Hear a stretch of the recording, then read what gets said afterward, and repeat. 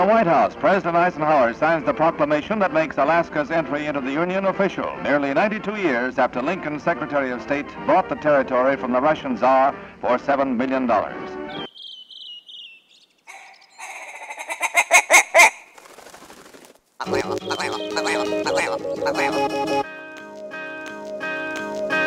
Alaska Wild Project podcast is brought to you by the following sponsors.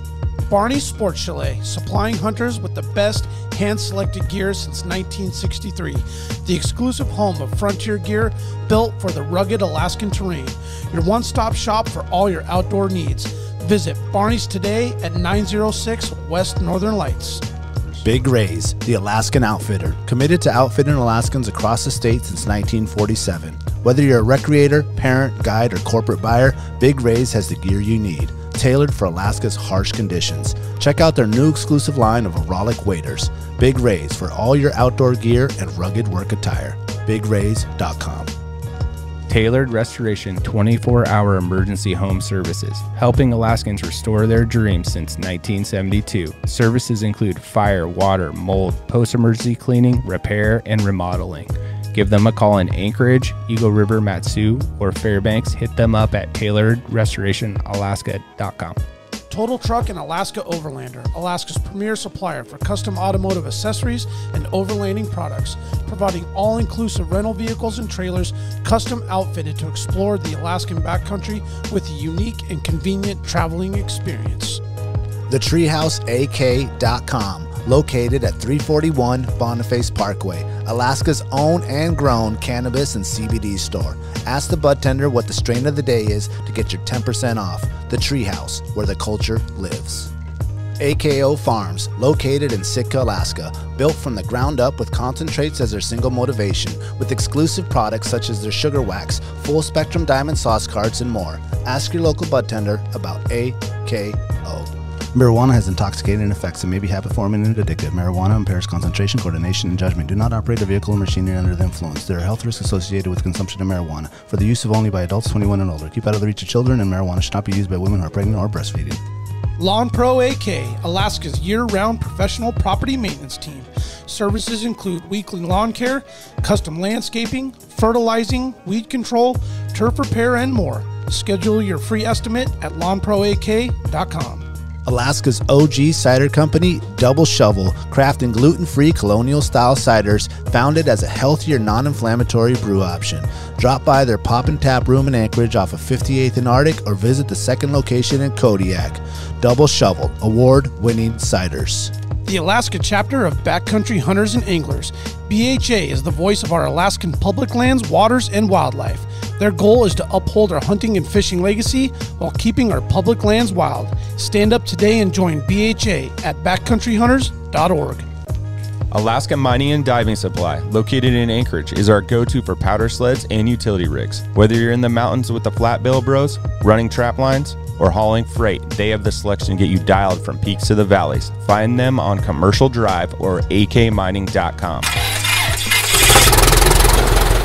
Get that, to get to use the piece of equipment in like real time, and you know, I think I caught a peacock or something like that, or what yeah. Maybe a black bass or whatever it was, but came in handy. I mean, netted it, keyword it handy. Bonked it. I was like, damn, man, in like real time, this motherfucker is super handy. Yeah, that was cool because that was the first time I had a saltwater video of it, so being used, so it was cool. Yeah, I'm kind of curious too, because I know it's made from like aluminum and stainless, right? Kind of interested to see how it'll do a season being exposed to saltwater, because if you're just using it in the river, it's probably, you know, it's going to last long either way. But I was just thinking, you know, for it to be exposed up in a rod locker, spray and the whole thing, just kind of see how it reacts and how it does. It's all marine grade, so I mean, it can be used for the saltwater. The main thing is, you know, rinse your equipment off like you would anything, because saltwater is like super harsh on everything. Yep. So. And actually, when he gets it, you know, he might drive home with it and it dries out. He'll usually toss them. He'll rinse them again, dry them, and then toss them in the boat. That way, they don't got the UV constantly peppering on them. I think the nets can handle that too, but just good. Oh yeah. Good practice to stow that shit away. Oh, yeah. Not to mention have some fucker come grab it out of your boat. It's way too easy. Don't want to let that happen, especially after these podcasts and they hear all about the HandyBonk at the Sportsman Show and realize what it is. I'm like, oh, what? There it is right there. Yeah. It's mine now. Exactly. And we got one in the studio. It's just part of our decor over here. Just hanging out. I seen that. Yeah, man. I'm surprised it was still here. Yeah, well, that was kind of the plan all along. Well, we all each have one now, so that's like the extra. Figured Yeah. Daniel would sell it and buy some beer. No, with man, it. it's part of the video, dude. I mean, holler at your boy Venmo. Well, and, I got it half it price is- over here. As you know, with outdoor equipment, innovation and changes and adjustments are always being made. So I thought it was cool to have the OG one. So like 5 and 10, 15 years down the road, we still got that thing. Like, that's not the prototype, but it's the original, you know? Yep. I'm keeping it original too, for sure. Yeah. So. Yeah. You have the prototype in like a glass box? I still have the first prototype. Yeah, let's get it in a glass box. You know what I mean?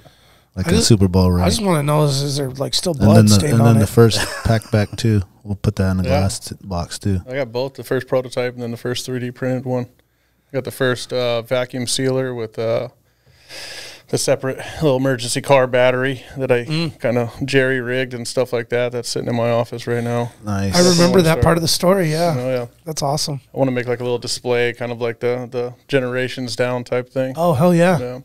That prototype, would you say that might have the most actual hours on it Oh yeah. as far as at a show or in the field or just work that it's done? Or I don't know. I can't say that. The original, the first prototype that I got that was actually 3D printed of the ones that are on shelf right now, that thing's been through the ringer. I mean, that thing, as of now, has been all over the United States. okay. That's the one that I do Being my shipped showings and thrown with around and and- everything. Yeah, I mean, Yeah. that's been at Scheels and Bass Pro and Cabela's and Public Lands and, close to 100 stores around the United States. And Yeah. definitely, that's the one I take fishing and everything. And the sealer stays in the cooler when you transport it? If you want, yeah. Yeah. I just kind of wondered, does it get banged around a little bit? Or is it pretty tight, It's snug pretty in there? tight in there, yeah. Okay. Yeah. Like a tiger? Like a toy guy. Okay. Yeah. Oh, Yeah, that's- it that's stays in there rad. pretty good and stuff. Doesn't bang around too much. I mean, that's how it was designed, really. Yeah, totally. But I've been in some situations in some back of vehicles and stuff that Yeah. the whole cooler itself, Right? but it was purposely getting banged around. So Sure. a little bit of testing there. Absolutely. Yeah. And what year again was that one, that like first one came out? That first one I got done in the end of 2020. Okay. The first one was, 10 years ago. Okay. Yeah. The 3D? Dang. Yeah. Yeah. Oh, no. The 3D one, that was 2020. Oh, okay. Then I got the first prototype, like actual molded ones. Okay. That's what we won ICAST with, was those prototypes. Right. Okay. But that first one I jerry rigged and everything, that was about 10 years ago. Nice. Yeah. Thanks for the prize donation at the party. Hey, no problem. Yeah, Okay. that was awesome. badass, Little dude. addition there at the end, a little Dang, salt on it. And I was like just right around the point of like making the turn of having fun and getting tuned. And then I was just like, oh, I'm kind of starting to go, I need to get this announcement done before it's too late for me. Yeah. And then you threw that in, dude. I was maybe it was like too much energy, dude, because everybody's like, I could barely even hear you, man. You were yelling so loud. I was like, dude, I was so pumped. Because I was walking past you guys with the last set of dudes. Because, when I go from corner to corner, I can't just beeline. It's like, and then I ran into you guys. And then you dropped the bomb on me. And I'm like, dude, I'm going right up on the cooler right now to make the announcement. And so I threw that in there. And, man, it kind of threw me off a little bit. But at the same time, it was just fun to throw a little, curveball audible in the whole thing. And A little extra seasoning. Did you see the guy who took the HandyBonk? Yeah, I talked to You him. did talk to him? Okay. Yeah. He went that was out Kyle, right? Wilkinson got it? Was it Kyle? Was Young it guys? Kyle? I don't. He's a fishing guide? I don't remember his name. He had long hair. Oh. I don't think it was Kyle. Oh, or was it Gunner? Or was it one of the Mint brothers?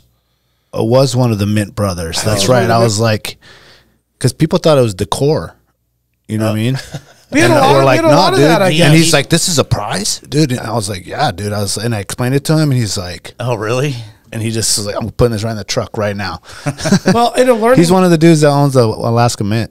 Oh, okay. gotcha. The brothers. Yeah. Oh, okay. It's a family-run deal. Yeah, you should listen to their podcast. Dude. Their story is crazy. Awesome. Oh, their history of their dad and the store and them and like the family generation. Yeah, like their whole family's there, and then that building, and there's like a vault down there because it was a bank back in the day. You know what I'm talking about, right? I think so. Yeah. Alaska Mint downtown on 4th Avenue. He sponsors hockey teams too, don't he? Oh, all kind of Absolutely. stuff. They play hockey. Yeah. Okay. That's how I knew that those. I didn't know the kids. I knew the mom and the dad. Okay. So they played like co-ed hockey, and I played a couple of years with them.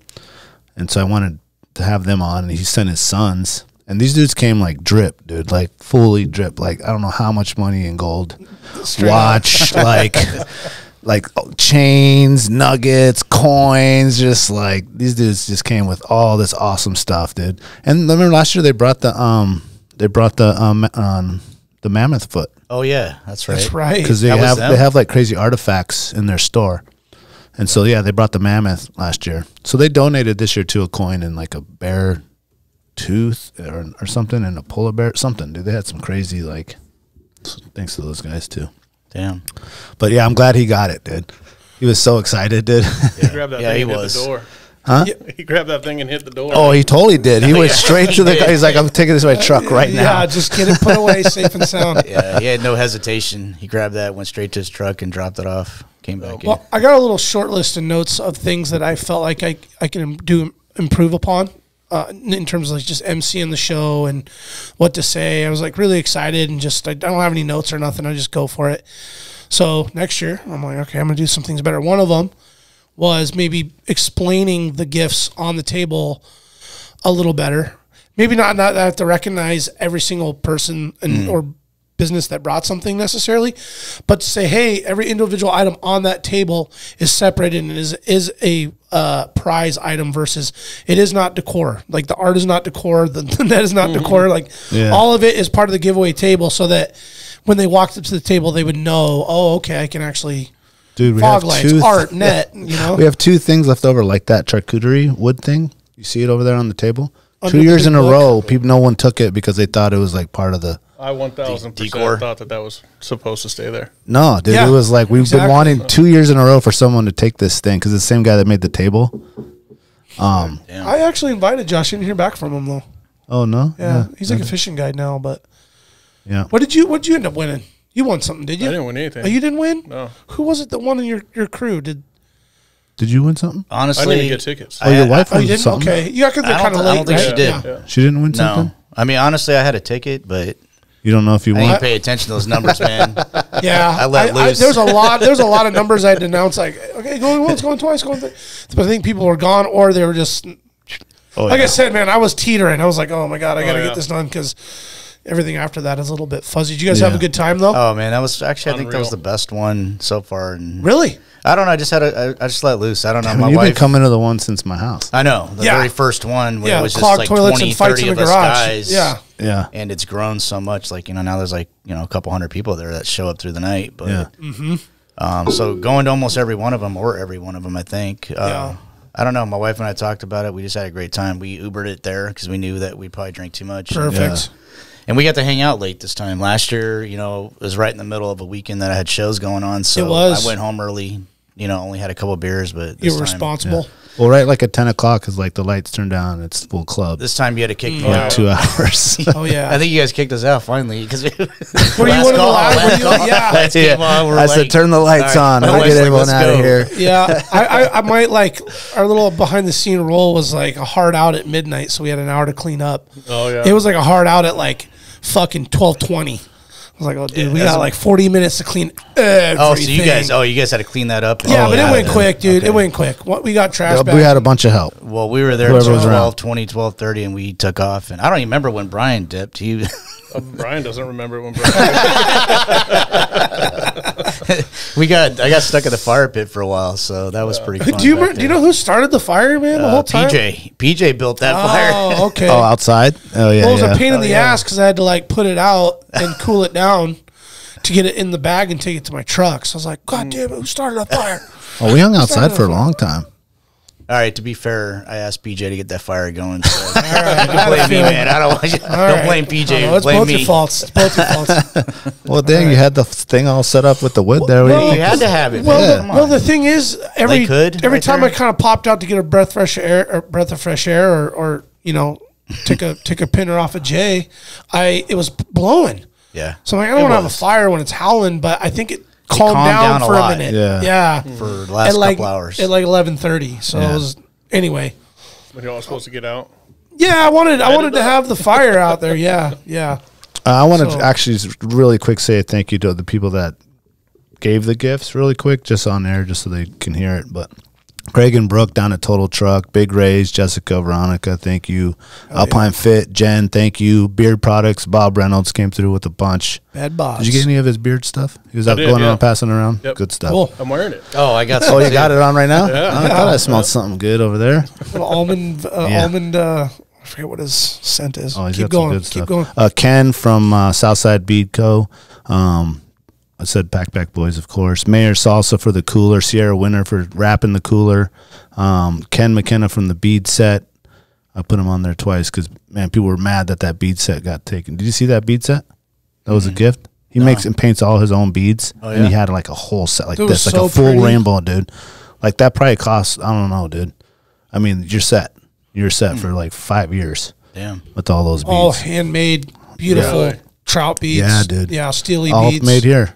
No Sick. shit. He's got his stuff in all the stores, a bunch of stores. Yeah, those, I've got a lot of, that one right there is one of his, I want to say. Nice. Right in that picture. Yeah. Forgot what he called it. Hand-painted. Katie for Katie's art, Double Shovel Swag, Aaron Sweeney for the wood art, Erica Smith for the beautiful earrings, James Stevens with the Denali Fire hoodie, Aaron and Cheney for Versa Gear, Total Truck for the lights, HandyBonk Roger, Hunter and Gunner from Alaska Mint, Bootsy with the Treehouse stuff, AMDS for the gift cards, and a big shout out to Kyle and Keaton and the Bear Paw River Guides in Willow who gave out the fishing trip for 4. That was extra awesome. And then Kalik, Yeah, man. his old My coworker? homie Kalik, he wanted to come to the party. He just showed up randomly and brought some, Yeah. little nice gear dividers and a knife set, GSI packable knife set. I was like, man, what a nice contribution, Yeah, bro. that's You didn't awesome. have to do that. yeah. I hope I didn't miss anybody. No, we have our very own mayor. He had his a cooler wrapped by Sierra Yes, Winners yeah. Designs. He did. And the there- inside was full of shit. That wrap job was sick, though. was sick. I was It was. checking it out for a while, and then you had it full inside with all kinds of goods. Yeah. It was, yeah, I think it was- we got it was next Mayor year's, salsa actually- and double actually- shovel cider. Yeah. We talked about next year's cooler. Yeah. Okay. Hell yeah. That would be the shit. I'd like to talk to him to get a couple of them wrapped and stuff. I know that me and Okay. Fishy we're talking about doing a Okay. Oh, yeah. that'd yeah? be great. Sweet. Yeah. So I Pull that mic up a little bit more. she's got bro. really cool. I love her product, man. My wife, yeah. I bought my wife a couple of her products. So yeah, she's just Fishy fantastic people too. for women. Yeah. it's, That's a great idea. Pretty cool. Yeah. Yeah. Yeah, and she's at the Sportsman Show, Yeah. kind of in your guys' Yeah, zone, she was right? a couple booths down from me last year, and we actually, chatted quite a bit. And Yeah. she's a super nice lady. Yeah. Got a nice, awesome products.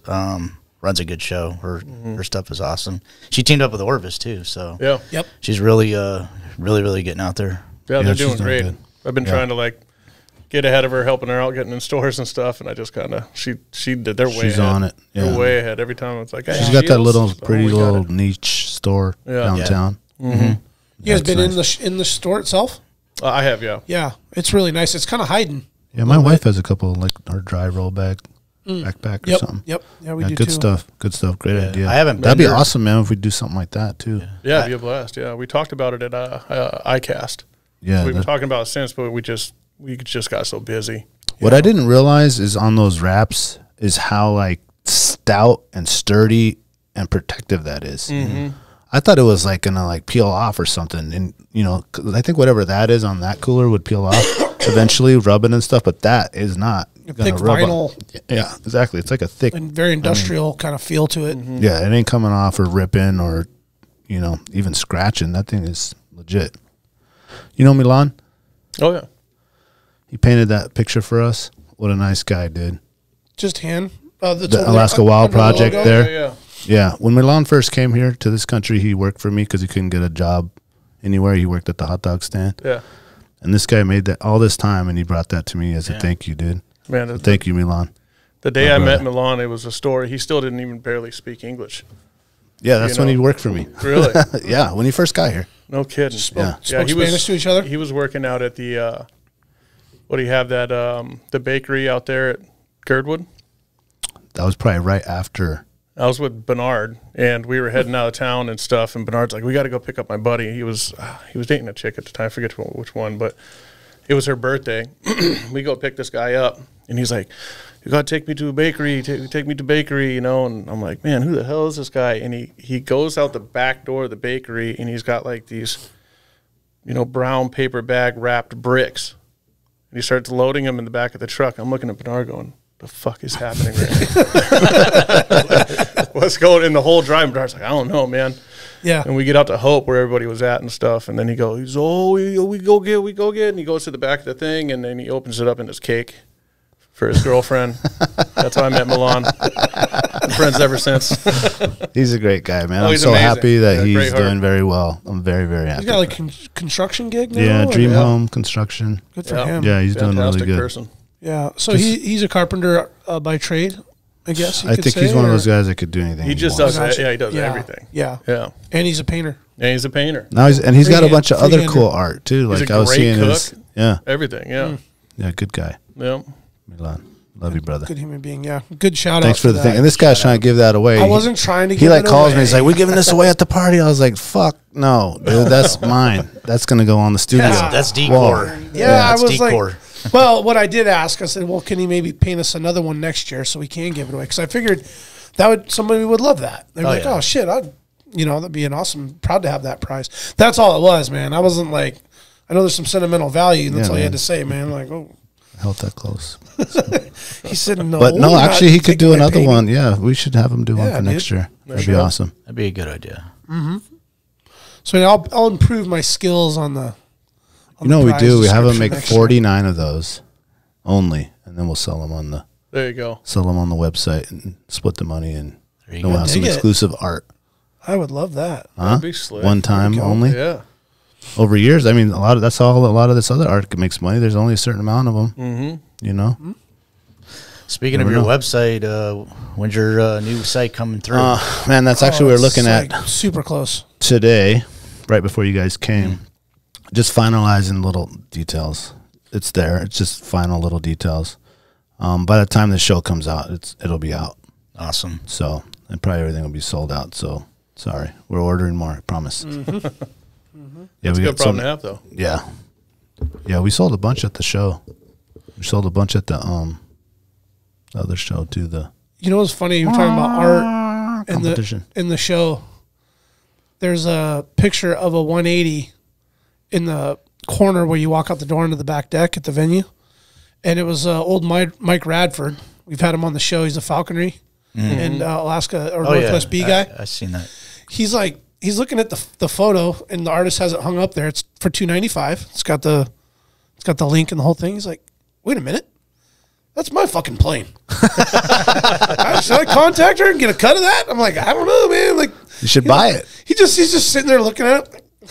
That's hilarious. That's just really? float plane on the lake. Yeah, a photo of it in sunset. Oh, that's It's a beautiful, so cool. beautiful photo. Yeah. I went and checked out the link, and I'd like to swoop one up for the studio, but I'm not going to purchase the $295 metal one. We'll get a little more cost effective version. yeah. But I just thought it was cool. Plus, he was a guest, but I want to get a cut of that. He says, jokingly, but Yeah. you know, Got to pay for that avgas. yeah, totally. Yeah, he was actually begging me to get out with him this year. He's like, I can't get nobody to fucking go. Everybody's working. I'm like, well, that's what happens when you're retired, Mike. Yeah. Here's You have to time your retirement with with your buddies. Dude. You know, so you guys can you'd all be go bored. do shit. Be bored at home. Everybody's got a buddy like that too, right? Oh, yeah. Oh, yeah. It's like pre-retired kind of. He's just always like, hey, let's fly here and go do that and go fishing and go riding. And like, You got to work. Working, man. Like, what world are you living in? I think I'm that to all my friends right now because I've been traveling and stuff. I'm like, dude, just get down here. Yeah. Tomorrow, get on a plane. Right. It's got it very spontaneous, right? Yeah. You did that to me. I was going to say you found that out real fast. You actually took him up on it, though, didn't you? Yeah. Yeah. Yeah, you did. Well, it's funny because this is what happened. I'm at work at my full-time job, and it's like noon, lunchtime. I'm sitting at my desk, and I get this text from Brian. It goes, what do you got going on tomorrow or Friday? I'm free. And it's like, if you can make it to Vegas, you know, let me know and we can do VIP to NASCAR. And I'm thinking like, this guy must be trying to text somebody else. I'm thinking somebody local that he knows, because, you know, he travels so much and he knows so many people all over. He's accidentally hit your number? Yeah, so I'm thinking like, so I text him right back and like, hey, Brian, I was like, this is Roger. I think you're trying to text somebody else, so just let you know. And he goes, nope. That was directed at you. Yeah. Yep. And so I was like, he's like, hey, get down there. I got an extra VIP pass to NASCAR, and, you know, we can just hang out here. And, you know, we were right in the middle of trying to close things out anyway, so it was perfect to go down there and hang out. And so, yeah, it was cool. So that's awesome. I want to get into that story. Can we talk about that? Yeah. Okay, I want to talk about that, but let's take a quick break, and then we'll talk about that, because I need another cider here. Yep. Hair of the dog.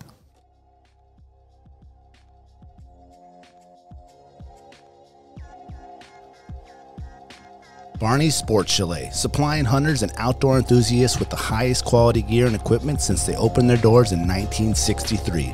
Barney's carries exclusive brands such as Alpaca Rafts, Sitka, Sims, Exo Mountain Gear, Hilleberg, and much more.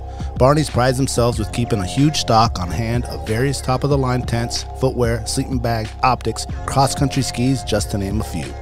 Barney's is also the exclusive retailer of Montana knives, Seek Outside, Kafaru, Stone Glacier, and their in-house brand, Frontier Gear of Alaska. Barney's has a superior selection of top-rated boots, sleeping bags, dry bags, mountaineering gear, electronics, and accessories. Need freeze-dried food or mountain snacks? They got that too. Barney's now has an amazing new paperback catalog available for in-store pickup or online order. Visit them today at barneysports.com, or even better, stop by the store in Anchorage at 906 West Northern Lights. If you want the best, there's only one name in the game, Barney's Sports Chalet. Alaska Mining and Diving Supply, located in Anchorage for 47 years, has expanded 3 stores. The main store, the largest Skidoo sled dealer in North America, also has Can-Am, Sea-Doo, Climb, Suzuki Outboards, Honda Outboards, generators and snowboards, Kingfisher boats, and so much more. Alaska Motorsports and Equipment just next door, which was previously Anchorage Suzuki Arctic Cat, for all your Arctic Cat, Suzuki ATV, Husqvarna, Generac, Mahindra Tractor, and now Argo Pro and Sasquatch needs. And to round it out, also next door, the brand new Alaska Mining Superstore, for the largest selection of recreational and light commercial mining equipment anywhere, period. The Alaska chapter of Backcountry Hunters and Anglers. BHA is the voice of our Alaska public lands, waters, and wildlife. From national level policy work to engagement with boots on the ground projects from Kotzebue to Ketchikan. BHA performs public land cleanups, hunting and fishing clinics, and community education to help take your game to the next level. BHA's community-minded goal is to uphold our hunting and fishing legacy while keeping wildlands wild and fostering the next generation of sportsmen and women for years to come. Make sure to follow BHA Alaska for upcoming events, local brewery pint nights, and more. Stand up for Alaska public lands and waters by supporting the Alaska chapter of Backcountry Hunters and Anglers. Join us today at backcountryhunters.org. The Treehouse AK, your one-stop dispensary located at 341 Boniface Parkway. When you pull up to the Treehouse, you'll notice the beautifully hand-drawn art by Alaska's own Ted Kim. Once you get inside, you're going to see many of the same people that have been there since they opened. The bud tenders know you and what you like and what new product you should be checking out. The store is super clean and the music's always on point. The Treehouse and local owner Josh Boots is a staple in the cannabis culture through his music, community givebacks, and a lifetime desire to bring the people of Alaska the best products available. The Treehouse always has at least 25 strains available, and they're all shown prominently deli style in clear, openable jars so you can see and smell your options. Other products include edibles, concentrates, vape carts, pre-rolls, flour, dab rigs, and anything else you need, they got it. They also have some pretty sick merchandise for sale. Check out thetreehouseak.com, or better yet, stop by the Treehouse today and get started on their loyalty program. Remember, you must be 21 years of age to enter their store. The Treehouse, where the culture lives.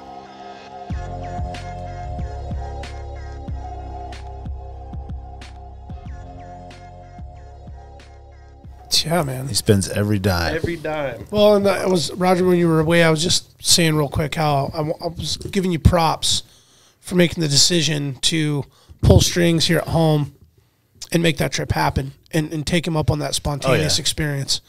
Those are good for life. Oh yeah, They're good for your mind. They're good for your soul. They're good for your spirit. You gotta be a free bird and experience that once in a while, right? Like, so used to being domesticated and under the gun for timing and responsibilities. Like, it's just how we live our lives every day, in and out, And every once in a while, if you can just go cut loose and go do something, go rent a Camaro in California for a couple of days, like whatever. Yeah. So you got the call. You talked to the wifey. Yeah, I just when he said nope, can you get down here? And I was like, I'm in. So, and he's like, boom, let's go. And so I got my tickets like right away, and then met him the next morning. And then I got down there the next morning, and we both stayed at the Luxor. So he works a lot, so he's real busy. So I think I actually met up with him sometime in the afternoon.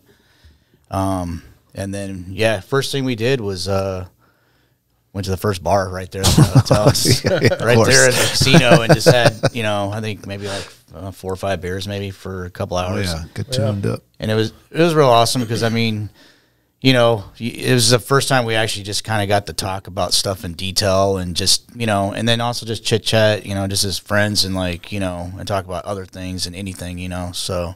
That's some bonding time.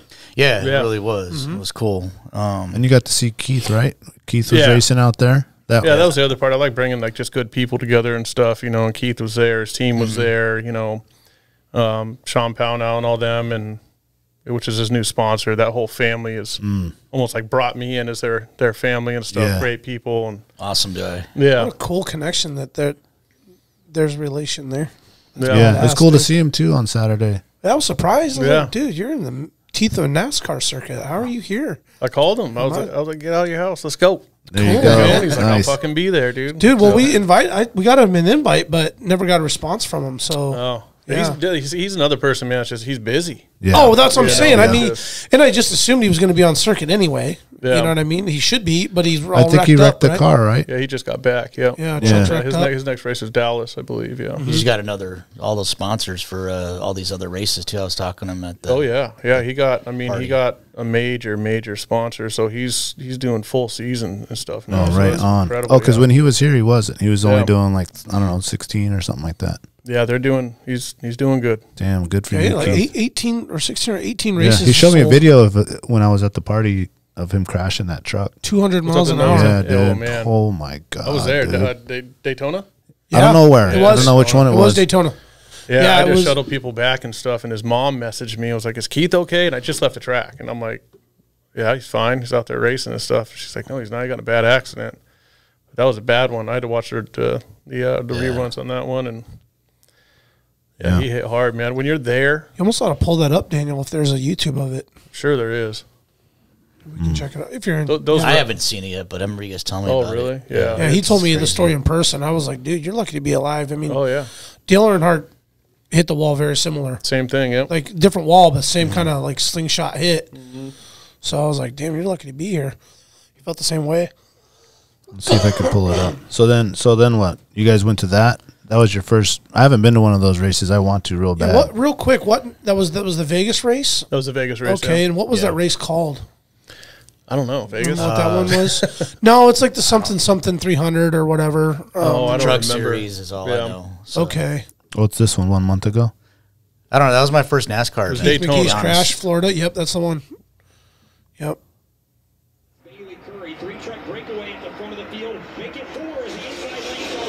Right on the bottom of the racetrack here. They come back to the start-finish line at the front of the outside lane, getting rooted over the top of the racetrack. Was his wreck back behind that? Is that where that was? Yeah, he was in the back. So they got in a wreck before that. There it is right there.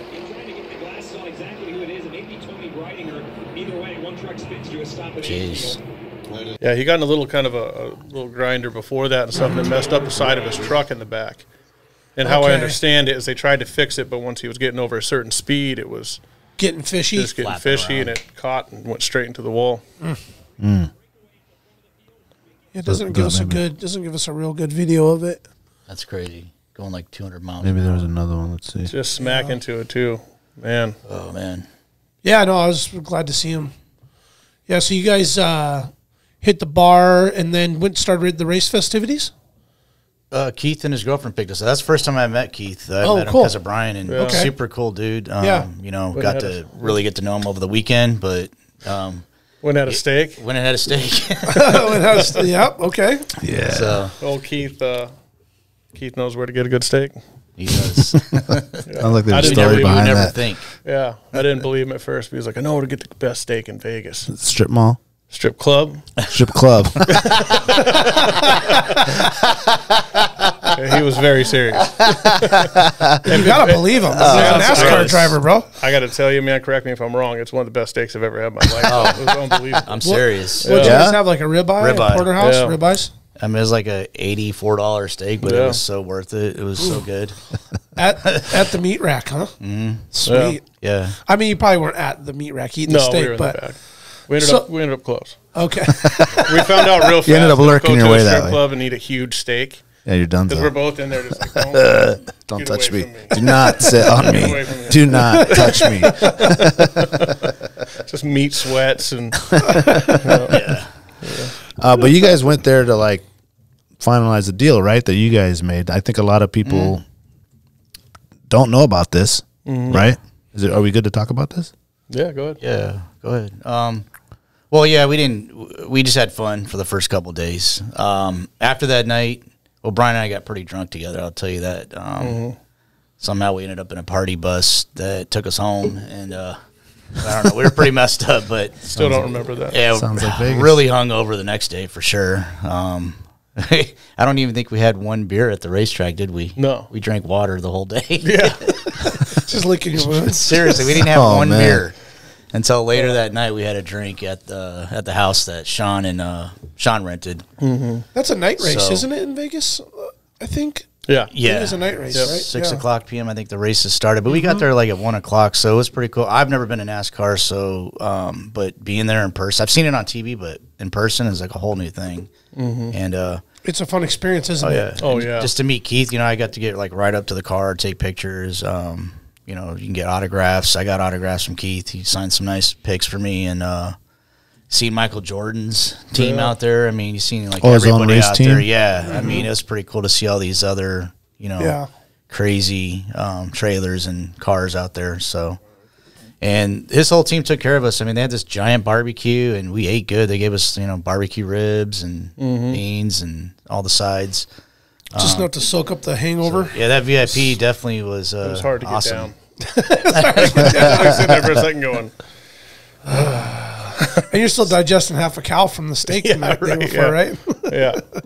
So we were pretty beat. Like we were Yeah, really tired. I think after that we helped. After the races, we helped. Got Keith you right there, dog. load up a Yeah, couple with the- things. The AWAP gear, full Yeah. send.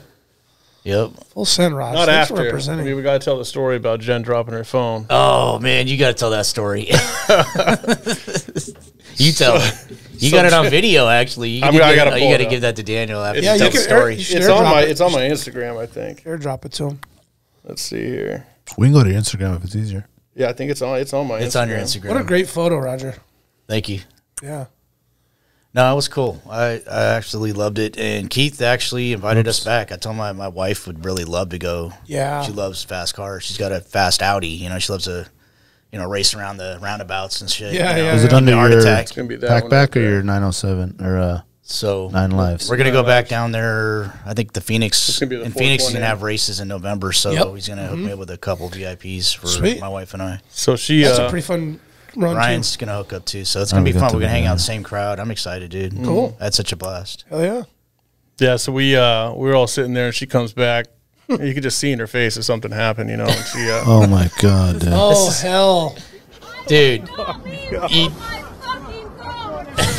I can't believe you posted that. That's so funny, dude. Oh, you rinse it off with water? Oh, what a guy. There you Oh go. my This is God. just a random dude? they had the whole safety team out there and stuff, and yeah. So for people that are just listening, she dropped it in one of the Well, she couldn't have find it at first, and I kept telling her, outhouse. Renegades. the dropped it. Renecan, yeah, Yeah. at a fucking race.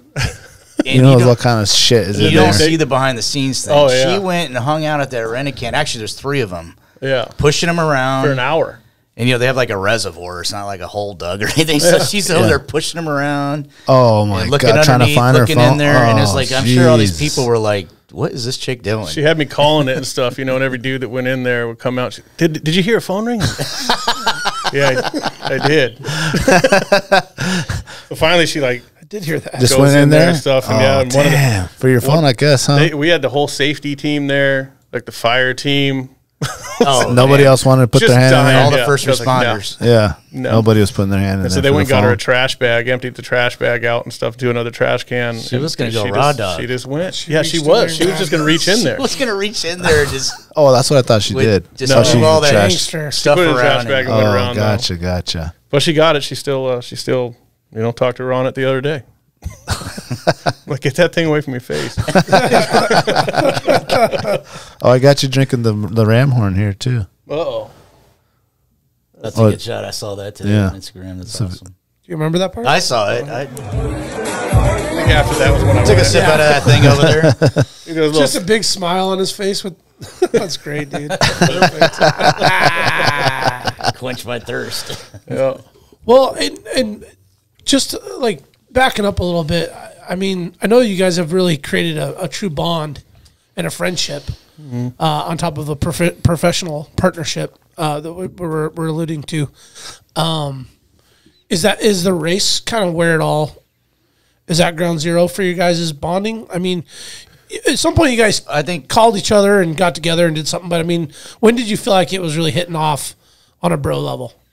I think ICAST was a good one. I mean, we hung out at ICAST and stuff, and it was almost like teams and family and stuff like that. And then, this was, I mean, we've been talking since. And, You felt like something Vegas was there? was definitely, like Sealed the we deal, brothers for maybe? life. Yeah. Yeah. That's what it was about. It was just like, you got to get down here. Let's get it. Did you guys get matching tattoos? No. no. Surprisingly, no. Not yet. Wait, I don't know. Next time in Vegas. I'm gonna look that far around. That's a lot of body to look at. There might be something. Was it a little painful right up at the small of your back, above your butt crack? Does this say PacBak? And his says HandyBonk. Just you guys get stamped up? Oh, shit. Right. Oh, that would be gangster. You want to really call each other brothers, you would do it. Yeah. Do it right. Official guys. No, but I'm definitely thankful that, you guys invited me or, introduced me to Brian. Kyle actually was one of the ones too as well. Because, we do have a lot of mutual friends, so I'm surprised we really didn't know each other before all that. But he is a little younger than me too, though, so I could probably, probably ran around with a little different circle back then. Yeah. But, we kept in touch from day one, really. And Brian's always been, like, super supportive, always made sure I was comfortable, like, if I wanted to license it or if I wanted to scale it myself.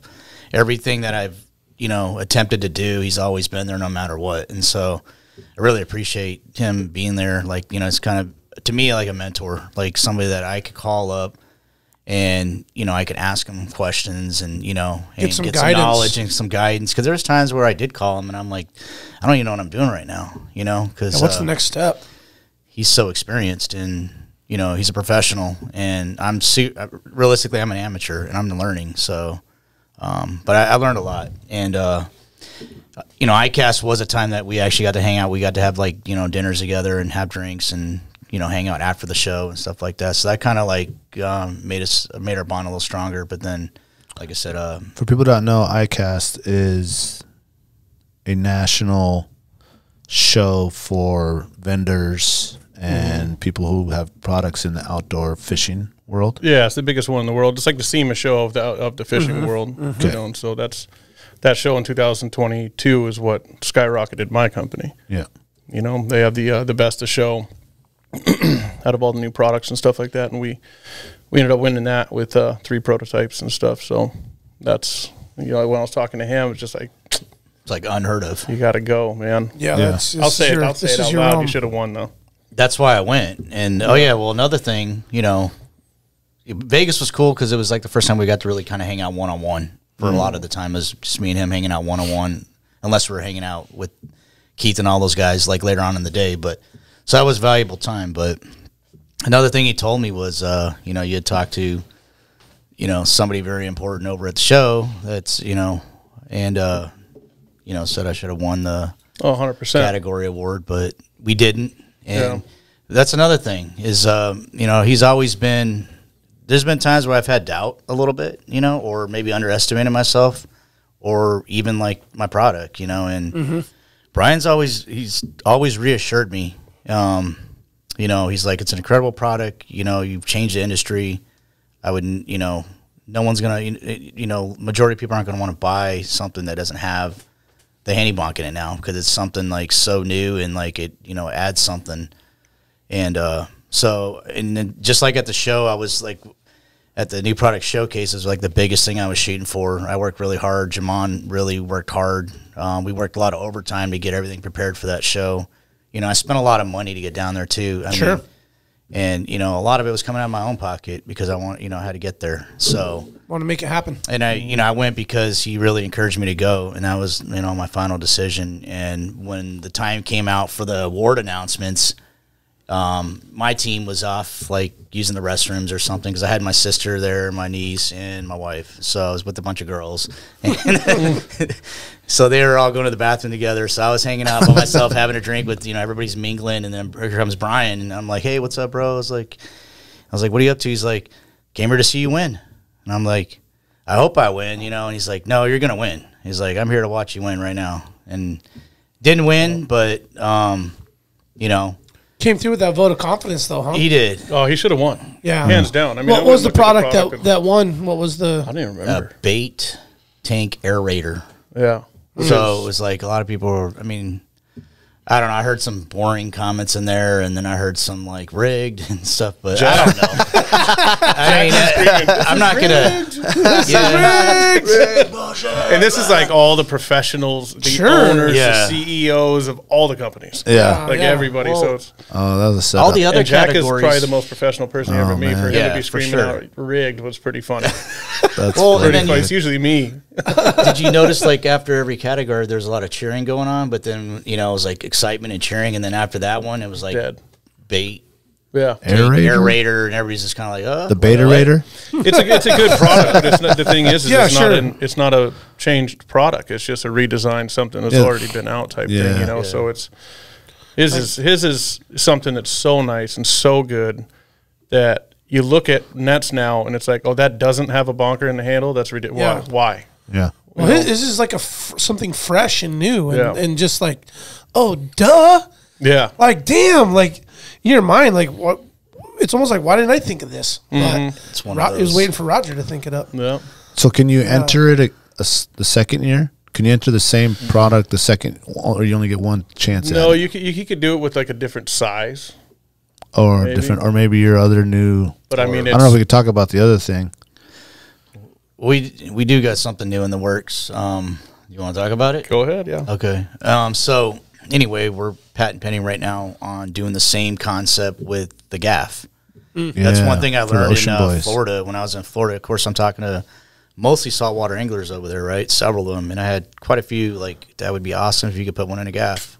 I had emails too, a couple of emails that, you know, right to my business account that said, you got to get one of those in a gaff. And so, you know, well, 100% makes sense since we just had Keith on yesterday, and he got that fucking monster fish. Yeah, well, and you got to whack that thing. You know what I'm saying? And you can't be waiting around for someone to find the bonker on the boat. He had the 20-aught hook, like salt gaff, and a 388-pound halibut, and he like sunk that thing in there, and it was barely on. It was in meat. Like, the gaff wasn't big enough to even get into the fish to really make a difference. Well, and you got to think, those saltwater guys, they're catching, you know, 100, 200-pound fish that you're not going to fit one of those in a net. Yeah. And, And to my understanding, they gaff them onto the boat, and if they're dead, they're dead. But sometimes they're still flopping around, and they do grab their bonker, and they, you know, bonk or them a big halibut, typically, too. They'll bang gun them and put a 20 gauge in them. And there's products out there that are basically like a wood club that's got a hook on it, so they call it a bonker gaff combo. But you know, to my understanding, they hook them, bring them on the boat, and then they also whack them with it. But you know that they probably have to unhook them, right? They have to unhook them and then whack them. Yeah, and with this, they could still be netted or hooked and whacked. Reach down, smack. Yeah, and then just, you know, in my opinion, that hook, that's pretty dangerous, swinging that thing around at all, so. Yeah, you go fishing with the guys I go fishing with, man. I'm not standing around while they're swinging. No, absolutely not. Get out of the way. So just have that, same concept, have that hook even in the fish still, so it's secured and out of the way and safely, put away, and then pull that bonker out, and then you can, Yeah, that's great. That opens up a whole new. You can hook it, hold it. So, and saltwater market is, huge. And well, here, Florida is actually, I think, from what I researched, it is the biggest recreational fishing market in the U.S. So, yeah. Oh, really? Florida is? Oh, God, yeah. Really? It's just I thought it was like Massachusetts. The whole East Coast, but Florida particularly. Yeah, the East Coast run all together, but I mean, Florida's. Yeah. I mean, the tourists go there and fish nonstop. Yeah. The people, the what's it called, the snowbirds. I mean, that's all they do. Like you walk in your backyard, get in a boat, and it's a neighborhood of water. Yeah. And you go out to the ocean. That's all you do. Go half hour, an hour out, and go fish. Yeah, it's wild, that market. Days. I mean, getting down there, I was hopping from state to state, probably a week, 2 weeks in each state, maybe. Florida was just. I mean, I stayed there, I think, 2 months. Oh yeah. Yeah. Oh yeah. What area exactly? All over. Oh, okay. Yeah, I did the West Coast. I did the West Coast. I pretty much did Miami all the way up to New Jersey first throughout all last summer, which was, man, that was cool living in that truck and stuff. And I want to talk about that truck. Yeah. And then had to do a bunch of other stuff. We helped represent the Bass Fishing Hall of Fame this year, and did some other shows and things, and the Big Rock Show in Nashville. So I went more inland, but Midwest, all that stuff's really good. Top of the coast, Corpus Christi area and stuff in Texas and whatnot. But I mean, Florida's just, both sides of that thing is just nonstop fishing. I mean, it's such a huge market, and it's year round.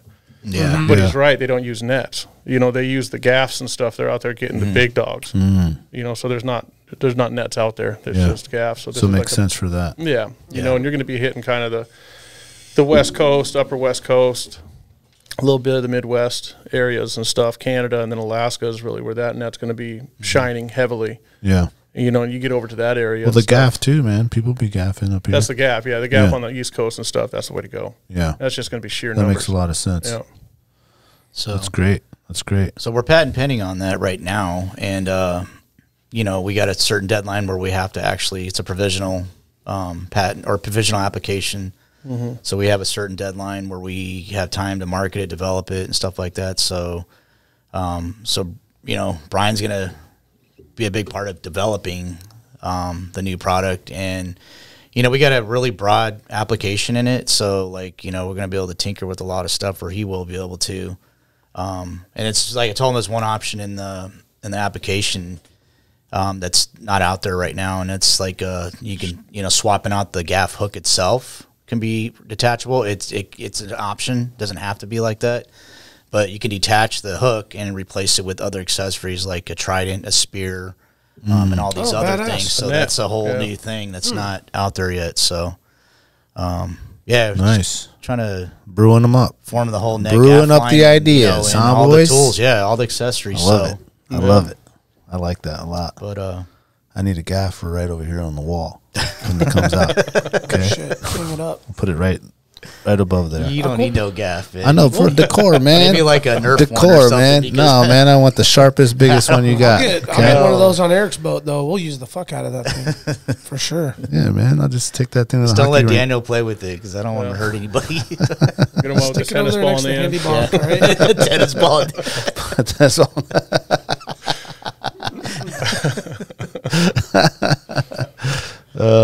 That's funny. Well, that's great. That's really good. Yeah, the truck looked really cool, man. Yeah, let's go back to the truck. Yeah. So how'd the truck do on the whole? How many miles you put on that bad boy? Just over 20,000 right now. Well, 22, I think. 22. Is that a 24 Tundra? 23, yep. 23 Tundra? When's the giveaway? For the truck? Yeah. Oh, geez, I don't know. Giveaway? I'm about to upgrade. My Tundra's 2018, man. Yeah, I don't. Where did I buy a ticket for the giveaway?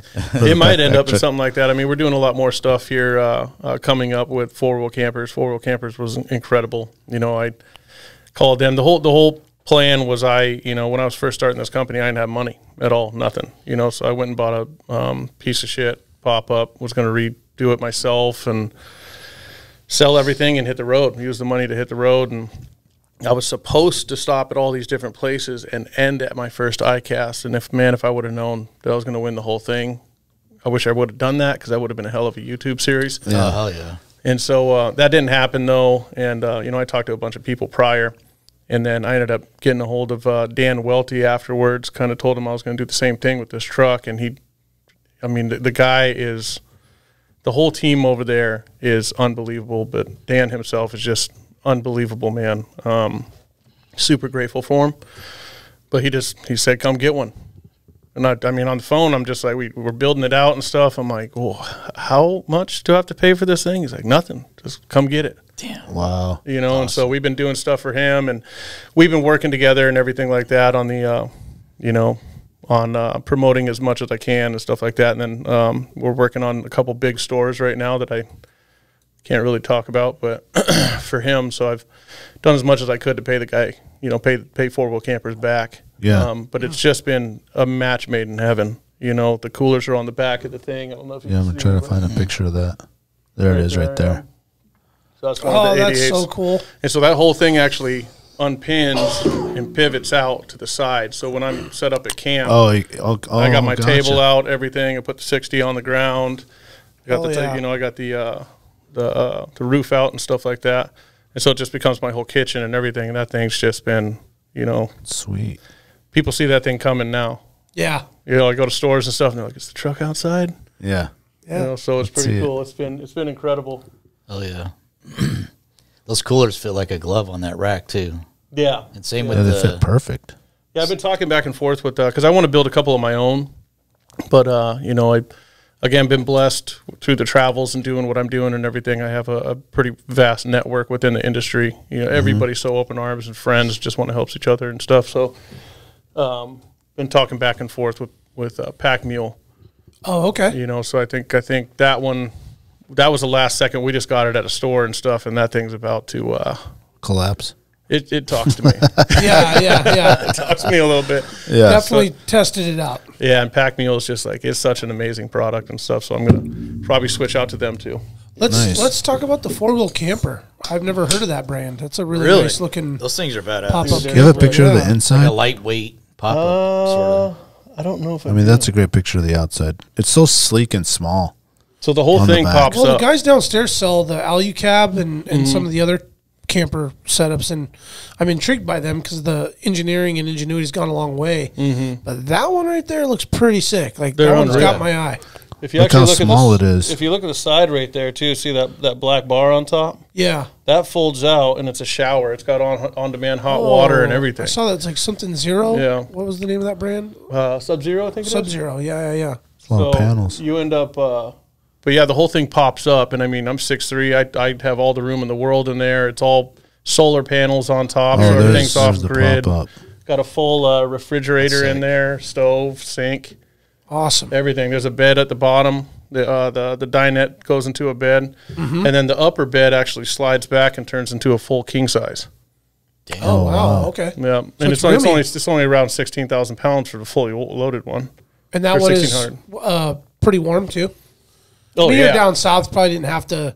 I got down the heat too much, but I'm sure there was some areas. The only thing that I did not get in that AC is the AC unit, because I thought I was supposed to go up and do the Midwest and everything, but when we got done, so I flew down to Las Vegas, and with Chad Wimberg and Zach Shoemake and the guys and stuff, and we went and watched the Knights win the Stanley Cup. Oh, sick! Yeah. And then I left from there, went to Washington, bought the truck.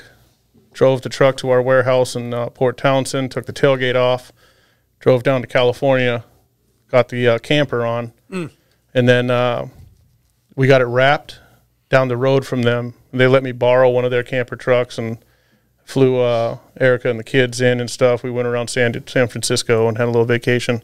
Cool. Went back and got it, and drove it all the way to Orlando, Florida for ICAST 2023. And it was inside ICAST 2023, brand new. Oh, part of your setup inside? Yeah. Oh, right on. Yeah, and I haven't been home since. I left straight from there, yeah. I mean, we haven't came seen home you a total since. of 5 weeks, yeah. I think you'd be more tan, though. What's that? I think you'd be more tan. Man, you don't I come back here and I get white again. Yeah, We all do. yeah. Doesn't take long. Like We all do. 2 weeks. Sounds like you're back. busy though. I mean, it's not like you have time to just sit around lounging and soak up sun. No, I don't. I mean, I had to force myself a couple times. Like I went to the Keys here recently, Got on a few boat months ago, and I ended up meeting a guy that he actually owns the company that does all the audio for all the major concerts, Super Bowl, all this stuff. Just kind of a happenstance at dinner, and he just kind of pointed me in the right direction at this resort and got a super good deal there. And I walked out in the morning and was like, I'm not fucking working. I'm working today. I'm taking the day off today. I went and sat on the beach and just hung out and sat in the sun. But yeah, the Keys were amazing. Everywhere's amazing. I mean, it's so fun running into so many different people all over around the United States, and like there's just different personalities and the different ways of life and different ways of cultures. people look at different things. And Sure. it's been a blast, but it definitely went fast. We were supposed to stop and do a lot more fishing and do some YouTubes and stuff like that, but just the company started blowing up, and I just had to be at store. I pretty much have almost shaken hands with everybody we're doing business with face to face. Yeah. So that was kind of a big goal of mine. I have some people I have to meet now, but it's much bigger places. Yeah. So when you're going to store, are you? They already have the product, or the product's being sent to them, or you're bringing them a show? Model. Bringing them a piece and stuff, showing them, walking them through it and everything, and then so where are you putting those? Or you're bringing one of those? Just the ones on the back. Yeah. Oh, okay, gotcha. So I just walk them through and stuff, and then set them up. Most of them are just big rock. Yeah. And you're using them. What's that? And you're using them. Oh yeah, like for yourself. Oh yeah. Like, I move this leftover steak back here. It was funny actually when I did my showing at Scheels. When I started going after Scheels, everybody was telling me I couldn't get them and stuff like that, and I just was like, you know what? Fuck it, I'm going to go try. Where are they primarily based? All through the country? They're all through the country, but it's almost down the middle of it type thing. You know, all the way down from Texas and stuff. Yeah. Company? Yeah. But I mean, they. And when you Google it, that pops up. What? Is Scheels? Scheels. Mm-hmm. That like. Dude, if you guys can get there, you got to go to one. Oh, really? Scheels. It's an experience. I mean, you walk in. When you Google the cooler, it pops up. Yeah, there's a full size Ferris wheel in there and stuff. I mean, there's restaurants, daycare. It's 2 stories. Show them a picture on your Instagram. It's actually pretty amazing. It looks should be in there. You have one in here? Real decked out. Like I've never been to a Scheels. Right here, towards the top. I'm sure. When you close that, heard of Scheels. Scheels. I want them to get one up here. They would crush. Yeah, they would do great. Yeah, just put Sportsman's Warehouse out. Mm-hmm. It's kind of similar to Cabela's, with all the decor and everything. It becomes like a. Doesn't it have an elevator in there, Brian? Was that? Oh, that was Bass Pro. That was Bass Pro. That was Bass Pro when I saw that. The pyramid. Yeah, I saw you. Memphis. That's that. Crazy. That was crazy. I'm not scared of heights, man, but that elevator, for a second. Is this one here? I watched that reel you had. I was like, holy cow. No, that is in Louisville, Kentucky at the. This one? Oh, right there. Yeah, so that's kind of the inside. That's just like the actual cooler section is all. But you might took some other pictures. Okay, Scheels. So you can't really see it in there. Hold on, let me see if I have pictures. But you can see it's massive. Oh, they're huge. Yeah, so it's like a Cabela's or a Bass Pro. Yeah, but on steroids maybe. But for the Midwest boys. Yeah, they're incredible, man. And the thing is they're all. Oh, here we go. Oh, they all got the PacBak hat. Nice. Is that Brock in the middle? Or is that no, that's our boy Brian, man. It looks like Brock, yeah. in the middle. Doppelganger, yeah, Brock. Totally. He's that good looking? Yeah, dude, there's 2 of you out here, dude. You know pull Brock. that photo out. You guys look like twins. You know Brock, don't you? He was at the party. He had like a jacket like that on. That's why I was like, what?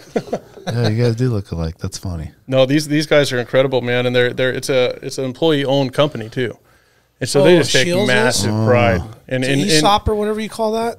Yeah, ESOP. And so I mean, even in getting in there, I just was like, I'm just going to start showing managers. I'm just going to walk in stores and just talk to people. And I had the pleasure of meeting Brandon Lash in Colorado Springs, and I talked to someone first, and I just told him, like, when do I come back in? I'm not leaving until I can talk to the guy. So he's like, tomorrow at this time.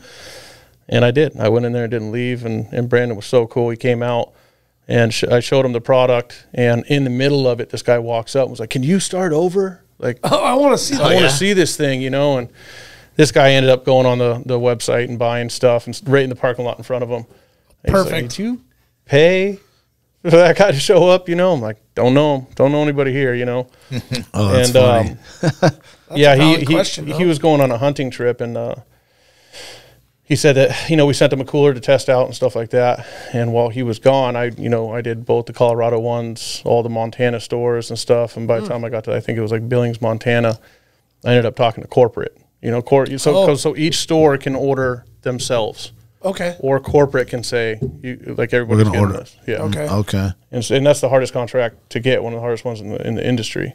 And a corporate contract. And so we ended up talking on the phone and stuff, and he was just like, yeah, we can set up a Zoom and this and that. And I was like, where are you at? He said, Fargo, North Dakota. And I said, you're 6.5 hours away, buddy. I'm on the way. You know, we're going to shake hands. But ain't no Zoom going on here. Yeah. But speaking of using the cooler, I walked in there and stuff, and it was funny because I walk in and I with nothing, with my phone, you know, and they walk me in this room, and they have these back rooms. It's just rooms, right? They're set up with the walls that you can hang shelves and shit. And I'm like, okay, maybe I'm a little unprepared for this, you know. And then I'm looking over and got to like watch these different showings, and they have just like everything, their marketing plans and their POP and all this stuff set up. And I'm like, fuck. Not gonna graphs get this. And shit. Yeah, and fucking. I'm not gonna get this and stuff, and so I couldn't. They're gonna watch this and laugh actually, but I couldn't come up with the excuse of why I didn't bring anything in or anything, you know. And I sat there and I'm like, I was like, well, out of respect, you know, there's beer in my cooler, and I didn't want to bring anything in this. You know, it's a corporate office, this, that, and so they ended up coming outside with me and showed it to them, and came back in. We walked over some numbers and stuff, and I just had it all in my head. And, yeah, put his hand out. That? Put his hand out and said, we're ready. We're going to onboard you and stuff and start you in 6 stores. And wow. There we go. Sick. Well, and they came out and saw that on the back of the truck camper and the whole thing and your whole presentation. Mm-hmm. Oh, that's awesome. Yeah, the guy in Loveland, it was funny. I brought him out, and he's like, yeah, no, I'll come take a look at it. And we get out in the parking lot, and he's like, no, I'm in, man. I just want to see the truck. He's like, Brandon already called me. That's all they really care to see. Yeah, I got to go back and actually train a couple people there next week, I believe it is. Like, we'll go back to Colorado next week and then do a couple 4-wheel camper things. We're doing Festival, and then I got to go to their facility in, I think it's Woodland, California. That's where the 4-wheelers are made? The 4-wheel campers, campers? So I got to go back there and stuff. They have a thing happening with Orvis. Just watch out for that. Yeah. It's going to be a really cool thing, so it's very exciting. And, you know, can't wait to meet up with those guys and hang out a little bit. Sick. I feel like Orvis has been trying to make some moves. They've been making massive moves. Have you been to the stores down there? No, but I mean, like, I think everyone that's always thought it was kind of an older guy's thing, and they've, like, made this. Yeah, man. Like, and now they have made, well, we're older now, okay? Yeah. That's why you're like, Orvis? Okay, if I would have told you this 20 years ago, you would have been like, that's my dad's. That's my dad's shit, you know? That's my grandpa. But I feel like they've come a long way. I mean, like, they've made an actual point to, like, youngify their, or diversify, I mean, like, reach younger people by doing different things with colors and stuff that they're doing with their products, you know, to attract, you know what I'm saying? Yeah, well, I mean, quite a while ago too, the fly fishing world was not really a young sport. Yes. Now, over the last like 5 to 10 years, it's become just like massively a young person sport. Yes. You know, so they've been making moves. But the other thing that I think that happened with them is just their products are just old school quality. Yes. And now people are so demanding of high end products. You know, when 10, 20 years ago, people were trying to, you know, cheap Walmart waiters will do type thing. Yeah. Yeah. People we couldn't afford the good stuff. You know what I'm saying? When we were first starting out. And it's become a fashion statement. Oh, for sure. Is the other thing, you know, like you see more people wearing Orvis coats than people that have Orvis waders. Yeah. You know what I mean? Same thing. Yeah. You know, so. Yeah. Just around town. Like, you're not even fishing. Yeah. But I think what it is the industry caught up with them of how demanding they were of their own products, because both those companies they're fantastic products. They're unreal what they did. I got to go to Simms factory in Bozeman, Montana. That's and awesome. just watch them get made, and it was just like, wow. And I think that like recognition of style kind of changed the culture of it. You know, like it changed from it changed from Uncle whoever's bulk gear to, you know, young guy hot boy on shit. Instagram shit. Yeah, which is cool because there's a lot of cool. I mean, you could buy some fly waders nowadays. You know what I mean? Or all kind the of whole stuff. setup is. I mean, you pull up in a new Tundra with the camper, with the boat, with the cooler in there, and you jump out and throw all that gear on, man. I mean, fuck, bro. Just take my That's what I'm worried about because red actually carpet out for me right now. when I get to California, I do have all sim shit. Oh yeah, Like stick a PacBak sticker over it, hopefully, or Orvis. Hopefully, they're just like, you know, get that off. Like and give you them their boys stuff. in Montana over there. Yeah. So did you get to do any fishing? Yeah, I got to do a little bit. We kind of made it a point not to, because what we're going to do now that we're in stores and doing all the stuff, and it's more around the lines of doing almost, you know, just showings and handing out hats and, you know, dragging people in and saying, hi, I'm the founder type thing. Yeah. We're going to be doing a lot more fishing. We're actually going to do that, you know, do that YouTube series. Okay, nice. Is the plan. Nice. And where, I mean, a guy out of Alaska, I haven't caught nothing. Yeah. You know, but I mean, there was 2 fishing trips I could not pass up, and that was Colorado Rockies. And we just crushed. We crushed. We did very, very well out there. And then Was that on brown trout and we got everything. everything? Yeah. We got everything. Actually, let's see if it's in there. I think it's my main picture. Nice. On your Instagram? Pig that I just got, yeah. Let me see. That was a It drift, is my that main was a picture drift, right there. drift trip. Oh, it is. And then that's the other one is I've always wanted to get a peacock. Oh, sick. And so, like, when I was in Naples, I had to do it. I actually met up with Urban Fishing. If you guys want to look him up on Instagram, he's actually got something he's announcing with PacBak tomorrow and stuff. But we ended up meeting at a Sportsman store there, and he did not tell me where to go.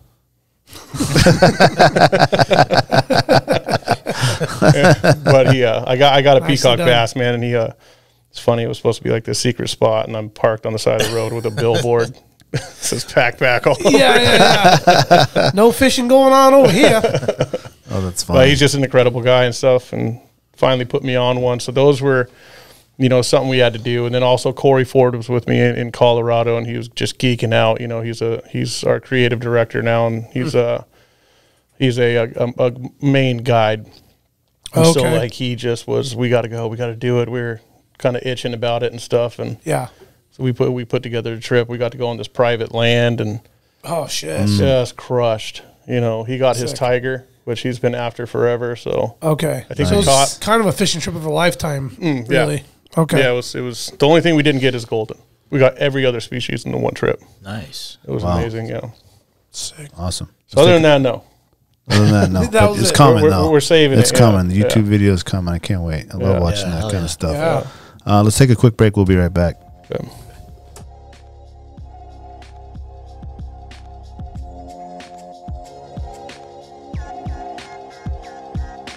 Big Ray's, the Alaskan outfitter, committed to outfitting Alaskans across the state since 1947. Whether you're a recreator, parent, guide, or corporate buyer, Big Ray's has the gear you need tailored for Alaska's harsh conditions. At Big Ray's, you'll find brands like Carhartt, Grundens, Darn Tough, FXD, Okiwear, and more. Big Ray's is your one-stop shop for both outdoor gear and rugged work attire. Check out their new exclusive line of durable but affordable waders, inspired by and named after the majestic Aralak River in remote western Alaska. The Aralak wader was designed by Alaskans and proven for the diverse waters of the last frontier. Visit Big Ray's at any of their 5 locations statewide, 2 in Anchorage, 2 in Fairbanks, 1 in Kodiak, or check them out online at bigrays.com. Tailored Restoration, helping Alaskans turn disasters into new beginnings since 1972. Their 24-hour services include fire, water, mold, post-emergency cleaning, and repairs. Tailored built its reputation with years of committed and reliable service to the community with innovative restoration and home remodeling.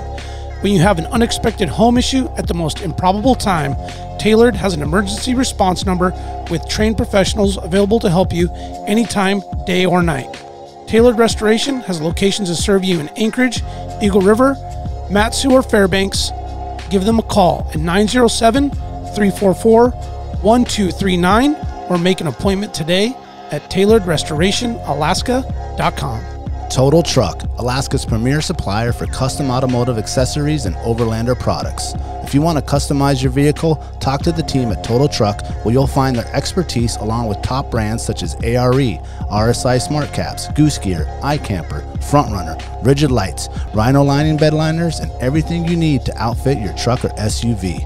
Want to turn your truck into a sleeping option? They have rooftop tents, custom camping equipment, electronics, and solar energy packages to keep you powered up deep in the backcountry. Stop by their store location on Dowling between the new and old Seward Highway, or check them out at TotalTruckAK.com.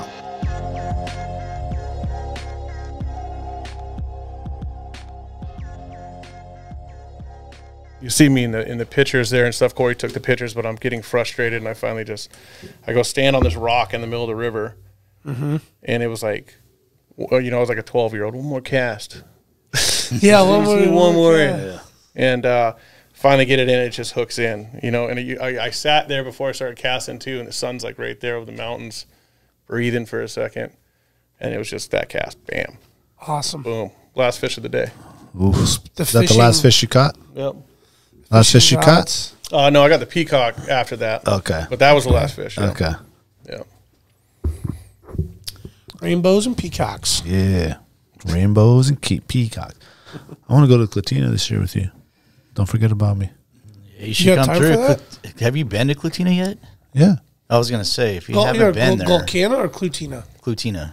Oh, you guys like fishing for reds on the Klutina? Well, if you go to the campground we go to, you camp like right on the water, and you can fish right there. Okay. You can have your rum and cook right here and your fire. We'll talk about that off the air. You have to put your gear on, man. Just put your Crocs on. Put your Crocs on. Oh, okay. Yeah, you're saying it ain't no secret.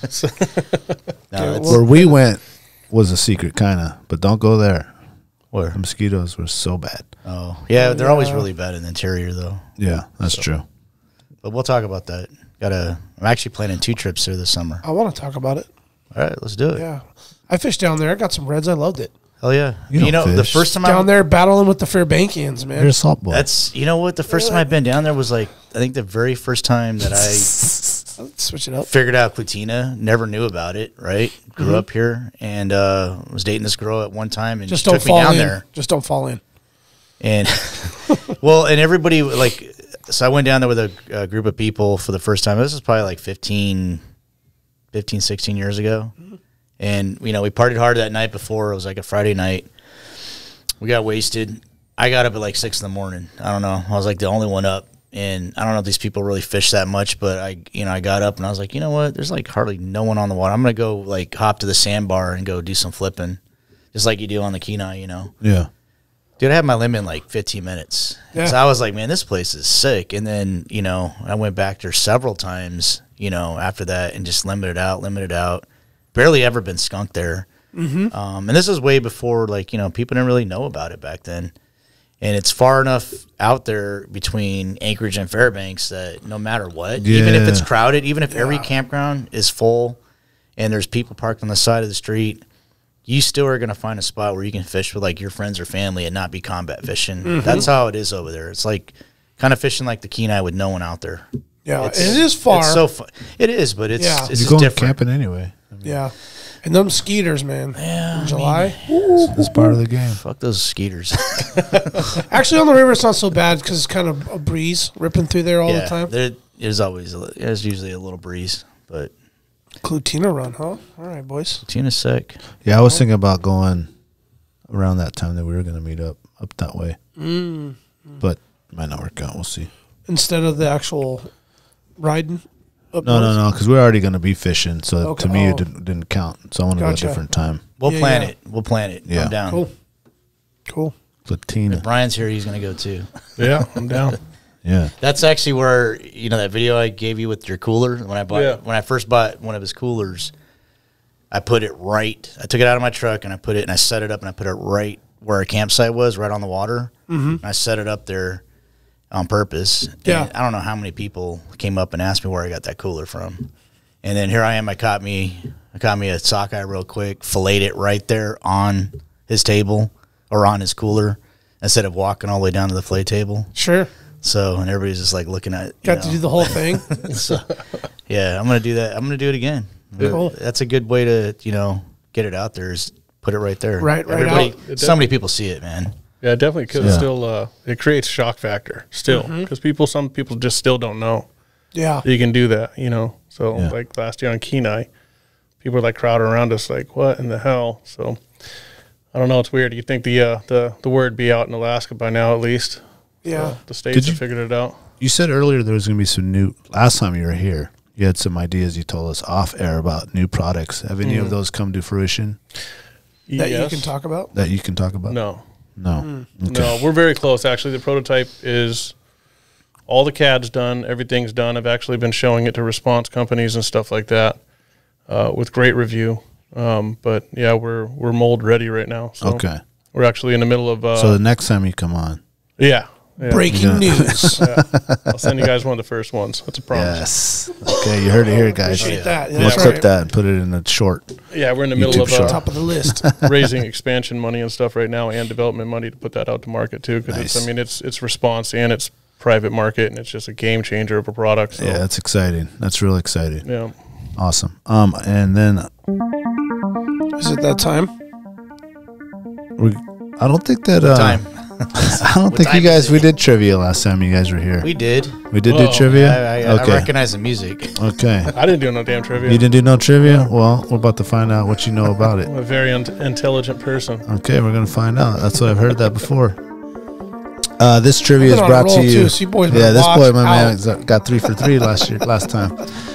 This trivia is brought to you by Mayor's Small Batch Salsa. Soon to have the website, Mayor's Salsa, I believe. Mayor's Small Batch is coming to you. You can find the salsa at our website, alaskawildproject.com. We have the Wainwright Reaper, and you will have other flavors and hotness and mildness. You can find some at Double Shovel Cidery as well.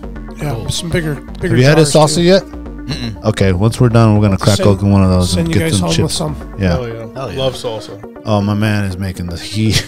Mayor was the gentleman who was doing the raffle tickets. Oh, we got one right here on the table. We had him on. Yeah. So he made an exclusive one for us, the hottest one. Oh, it's the mayor guy, huh? Yeah. Yeah. That's sick. So he's doing his thing. Shout out to him. He smokes his peppers and his onions to make the salsa. Yeah. Oh, it's so good, dude. It is so good, and he's got all different kinds. Let me get a jar of that. Yeah, you can. We'll give you a jar. We'll hook you up.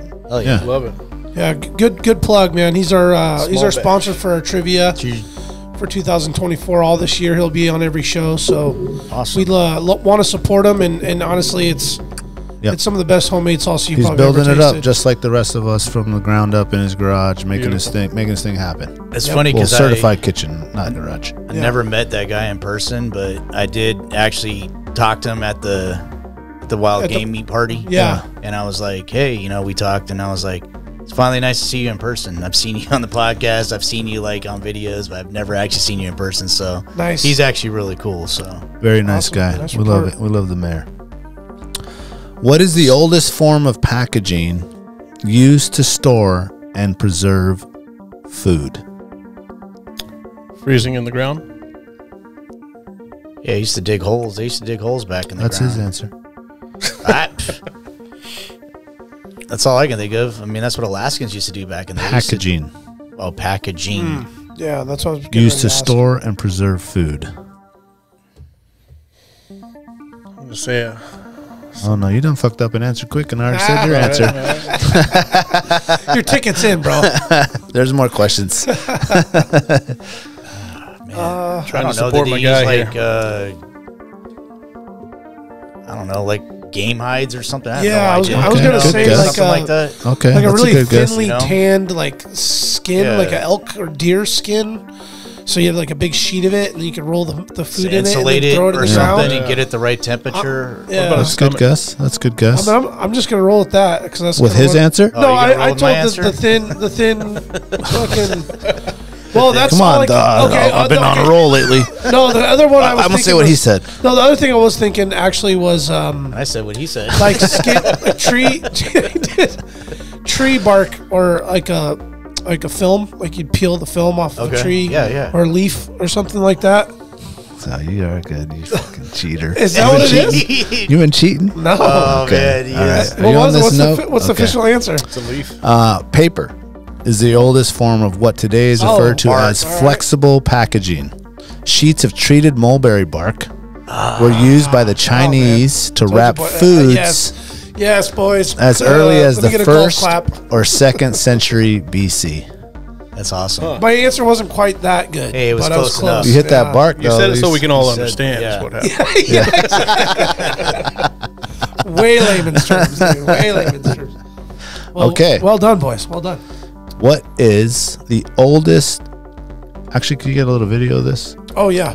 And I bet the stuff was put in paper and put underground, though, Yeah, to preserve, right? So I believe so. you're in, yeah.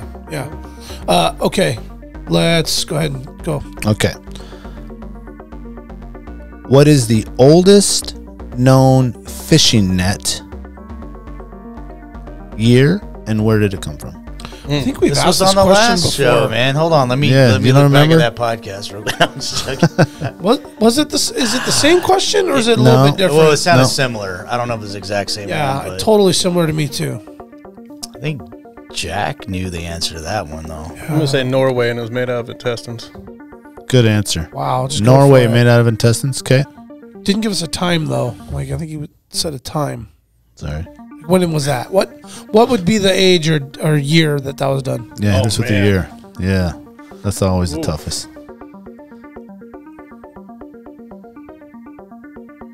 We talking about before or after the aliens? Well, Is that, no one had. We weren't talking before the aliens, so probably after. I don't even know. Man, that's tough. damn it, man! He asked this, and I was I think on he- the pod. I thought so. I don't think you did. I don't think you did because this is a different answer. I remember this. Okay. I'm gonna say it was twine made of like a vegetation, a brush or something like that. Okay. Well, we All asked twined how together. old it was. Oh, but made of too. And what, Made of some sort of twine from like an alder or brush or vegetation. where and year?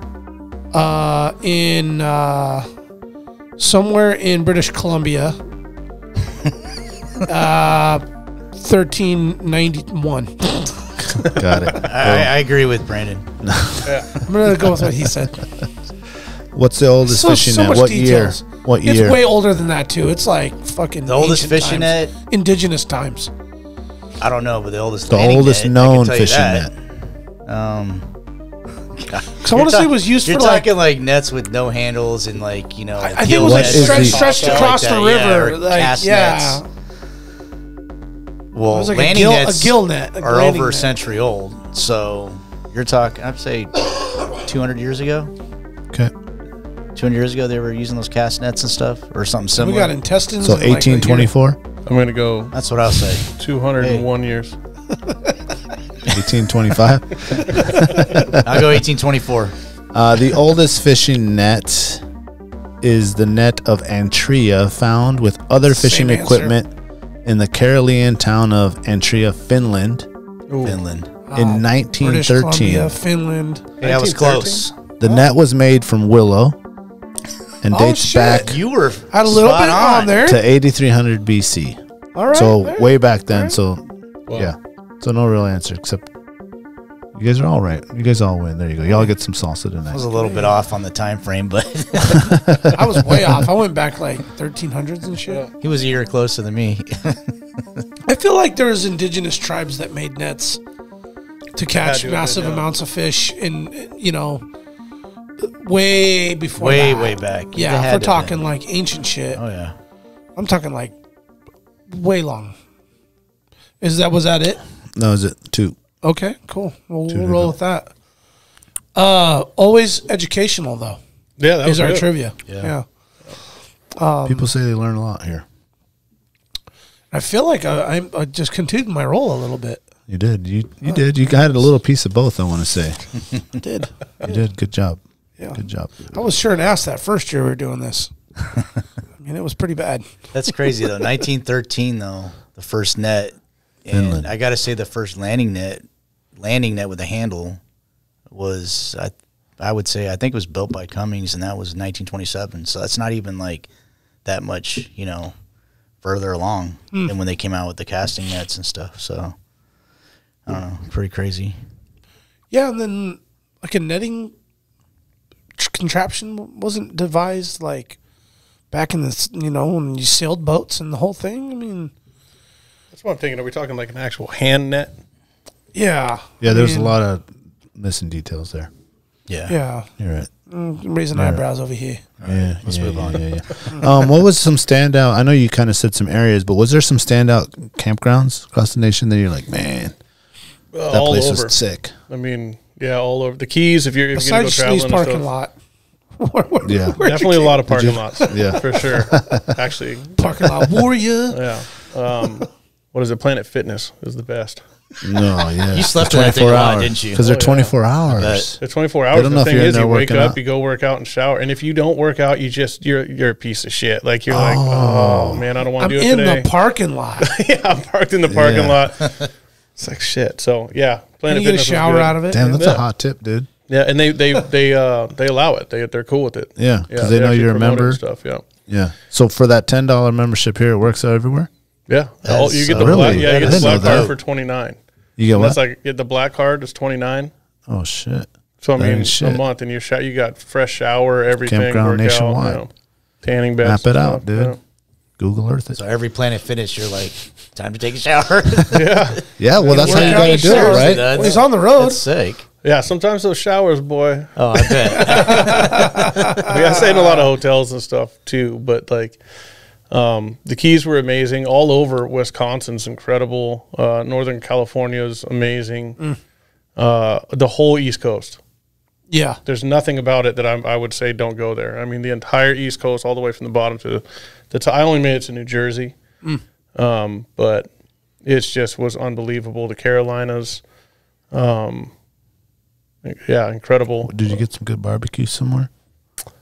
Oh, shoot. Don't even. Sound like it. Oh, my God. Are you going to really bring this up? Hold on. You better have barbecue a story. tough stomach if you want to hear this one. Though. All right. This is bad, man. It ruined me. It Okay. did. I haven't I eaten. didn't, you know, no. We were I texting had to bring one it up, night. man. We were I had to bring texting it up. back and forth, but I'll let you tell the story. Does it because, involve sharding? dude, I mean, 'cause no.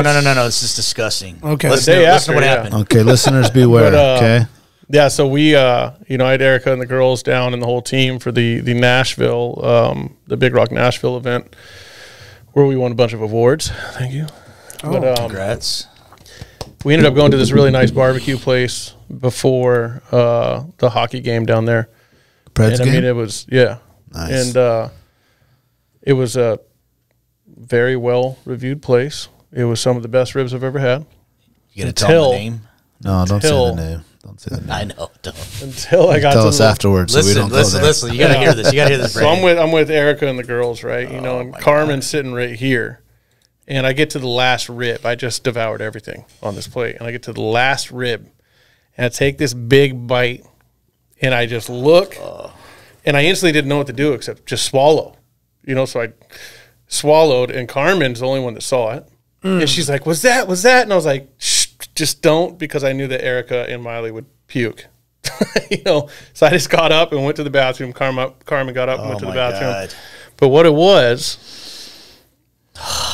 a giant cyst pocket full of maggots Oh, my God, dude. On the ribs on the On rib. the ribs.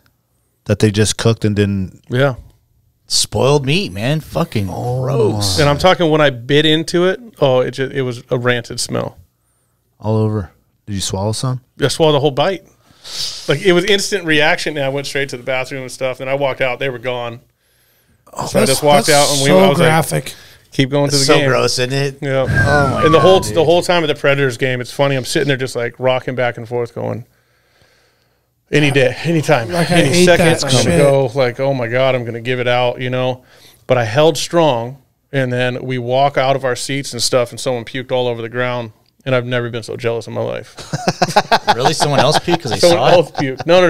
This No, is it's at just the hockey just game. they had okay, one too many okay, little okay. bats. You know what I Yeah. mean? I got you. I just sat there and looked at it and was like, that looks incredibly relieving right now. But yeah. Did you ever puke it out? No. Oh, you The just next held day it. I was sick as shit. Okay, The next yeah. day I was super sick. But, Oh my tough it out. God. You had your expo the next day too. 'Cause you're like, dude, I just need to get some sleep because I'm feeling pretty sick right now. And you told me about it. I was like, all right, bro, I understand. Man. So did the restaurant staff and manager know? We didn't even tell him.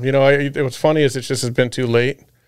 It's been too long, But I mean, everybody's like, you got to call him, and I'm like, I don't, Yeah, and that's the other thing is there's people everywhere. You paid for your dinner? You paid for the dinner though? Yeah, because you pay up front. Oh, okay. Yeah. Well, I'm sure it was an honest. I would like to believe it wasn't negligence. That happens when you're doing mass production know. of shit. I don't know. Because How does that happen? one of our retailers also owns a barbecue place in Arizona, and he was at the Nashville show, and I told him about it, and he was like, no. He's like, you can smell that when you're bringing it out. He's like, that was them not checking and putting it on. There's no denying. Okay, they just slapped through it. How did the cook not catch that? I just think that they're cooking so many ribs so fast that it's just like they can't keep up. Just rolling them off the smoker and doing the thing. There's a line of people. Well, none of them know. For, sharing such graphic detail of an unfortunate barbecue experience. It has definitely made me slow down. Consumer beware and kind of look at your food, because I don't look at my food when I eat, man. I just go to town. That's how I am. If I see hair in it, I throw that shit on the floor and keep going. I'm not worried about it. Yeah. I'm hungry, man. Yeah.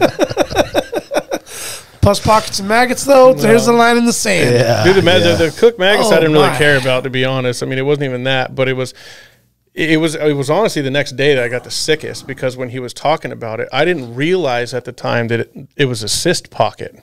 Oh, that's just and so he's gross the one that saying explained to me. He's like, no, that's a cyst pocket, man. That thing was on there boiling. It just boiled the pus out probably. And I'm like, were they still alive? Stop, my God.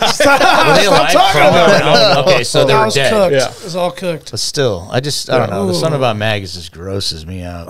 They're gnarly, bro. I mean, even just seeing them like on a dead animal, like when you like come across a kill or something, you see maggots. I was like, I don't know. That's Isn't gross. it wild how they used to, put them on open wounds and stuff to eat the dead flesh and everything? Yeah, it actually could save your life. Yeah. From infection. Yeah, I'm good on all that, but I'll pass. Just bandage that shit up in the right amount of time. Fuck that. I'd rather die. I'm just kidding. Shut me down. So, what kind of new hardware did you pick up? As far as prizes or awards? We got at the Big Rock show, and that's the biggest one they have, is in Nashville. We got best camping product, best outdoor product, best fishing product, best all around marine product. So won all the awards. Pretty much, we got best product in the fishing industry within Big Rock's network again, which is 15,000 stores or something. Yeah, it's awesome, and that's a good one because it's voted on only by the retailers. Oh, okay. So that's great. So how many stores do you say you're in now? I don't know with Big Rock, but I mean we've got to be. I don't know. Should I put this back on? Yeah. Count them up, Brian. Let's guess. Probably 60-ish, 70-ish. Nice. Yeah, and then retailers. Yeah. And we're on a bunch of websites. So is the plan now to get the HandyBonk in all those same places? Yep. Tour times two? Yeah, we're trying to get it. We're going to get it ramped up and stuff this summer. And then, we just signed with MBS Purchasing Group, Mid-State Purchasing Group, and Worldwide Purchasing Group. Mm-hmm. And what those are is they're kind of like member-owned organizations. They get together and make big purchases all at once and stuff. So I think that's like another collective 2,700 stores or something like that. Oh, wow. Yeah. And so we just signed with them. Mega. Their big purchasing show is going to be in August. It's going to be our first one. Yeah. All three of them. So we're. And HandyBonk will be in the mix at that point? Yep. We're going to get it. We're going to get it going and get it ready to rock and on the offering. Yep. Yeah. Sick. How do those meetings go when you go in there with these guys? It matters. I mean, everybody's different and stuff. I kind of have become known for just kind of walking in and it's like I don't really call and say, hey, I'm in the area. You're there. You call and you say, hey, you're outside. I'm here. Yeah. Yeah. Do you guys got coolers? Some I got a better one. We can't get with you right now. Okay, I'll be here tomorrow. Yeah. Yeah. So I'm camped in your lot or at the Planet Fitness down the road. I'll be over here getting my yoga on. Hit me up. No, but it's I mean, it matters how big it is and stuff. You know, the ones with the big ones, obviously, you're going to have the whole team on there going through the stuff. It's a little bit more professional. You're talking about prices, stuff like that. You know, the medium to the smaller stores, Scheels is very personal. I mean, it was professional, but they're very like your family right now. You know, it's like you're like accepted into this friendship, and they just go to the end for you. I mean, they physically sell your product. It's incredible once you walk in there, but you know, the smaller independents and stuff, they're equally as passionate. You know, they want your product. They love the story. They get behind it. They want to be a part of it, you know. And so I just typically walk in there and bullshit about fishing. Yeah. You know, and we just talk. And then, hey, you should come out here and check this out. And we talk. Yeah. There you go. Show them the product, and it's usually just hook, line, and sinker, you could say. Yeah. It's always friends first, business later. Yeah. Yeah. Friends first, business later. Kind of like that. You bring in the vibe and personality to it is like the byproduct is now they see your killer product, and then it's just like the combo, just boom, well, let's make a deal. That's the thing I think has gone a long way with this trip specifically. Yeah, it's like what other founders have left their home and just hit the road and stayed out and is demanding to shake hands face to face with everybody that's going to be selling their product. Yeah. A lot, you know. And so it's not a salesman walking in. And I tell them up front, like, I'm not a salesman. I know how to talk about the product because I know it better than anybody. Yeah. But I'm just a cat from Alaska. I like to fish. I like to hunt.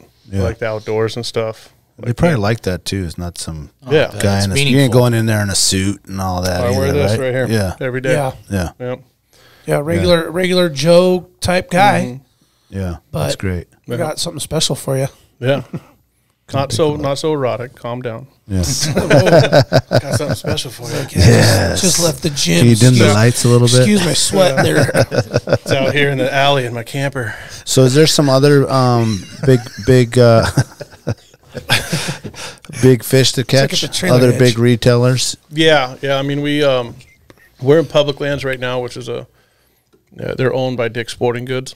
Okay, it's kind of the testing ground right now, and they just purchased, I think, Moose Jaw, I think it's called, and they're Moose Jaw. Yeah, I've heard of that. And so they're gonna kind of take three online of the retailer, stores. right? No, they have stores too. Yeah. Oh, okay. Yeah, I know they're taking like 3 of them or something. I don't know this personally. Sorry, Public Lands, if I'm getting this wrong, but I think they're gonna really kind of amp those 3 up and kind of open it back up and stuff like that. But the next step from there is Dick's Sporting Goods. We want to go after Academy.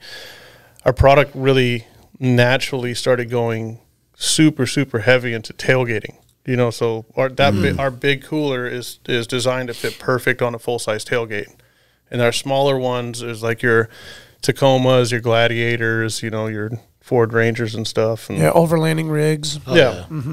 And so that's kind of naturally taken over too. Is it's just like the ultimate tailgating cooler. I mean, we don't have a professional team. I mean, I designed it for a tailgate, but it was more of being in the woods and convenience and being in front of you, and you can do all your stuff right there. But that's kind of taken over pretty heavy right now. Yeah. And for people that don't know or listening, you can find the products in town at Bass Pro. Bass Pro Cabela's, and then they got the 88s right now. And then 3 Bears. Oh, okay. All 3 Bears are going to have the 60s, the combos. Nice. They're the only ones in the state that have them right now, and if anybody wants one of those things, we all but holding inventory for Scheels sold out in 2 days once we did our first release of those unexpectedly. So if you want one, can you go on the website and get one, or pretty much you can? Okay. Yeah. So do you hold a different stock for the website? Yeah, we had a couple left that we saved just for like in cases, and then you have to put some aside for, say, like Bass Pro Cabela's. You got to take care of those guys. Okay. Scheels, you got to take care of them. Got it. They're sold out. They need a couple more. Yeah. Gotcha. Yeah, those guys will order. They'll do flash orders and stuff every week if they need it. Like if it starts selling fast, I mean, it's like you get an order. And it's just like, bam, there's an order, and you're like, oh shit. Yeah. Gotcha. So you have to be really good at kind of getting ahead of that, and Having the product available. Yeah. I mean, we sold out of some colors, had to get a rush order of them and all sorts of stuff. And so we got more in. Yeah. But I mean, we sold out fast. And this one's 60 quarts total. It's a lot more manageable. The other one's a big cooler. I mean, it's big 88. Yeah, it's meant to be in the bed of your like truck. a 2-man most of the time. I mean, to save your back type shit, right? I mean, it's designed to be heavy and stable. It's wider, you know, so it's not going to be hopping around a boat in heavy seas and stuff like that. You know, it's very stable cooler. This one's quite a bit more manageable. You know, I just posted a picture of Erica on her birthday holding the thing up and stuff. Yeah. She can't pick up an 88, you know, so it's, a lot easier.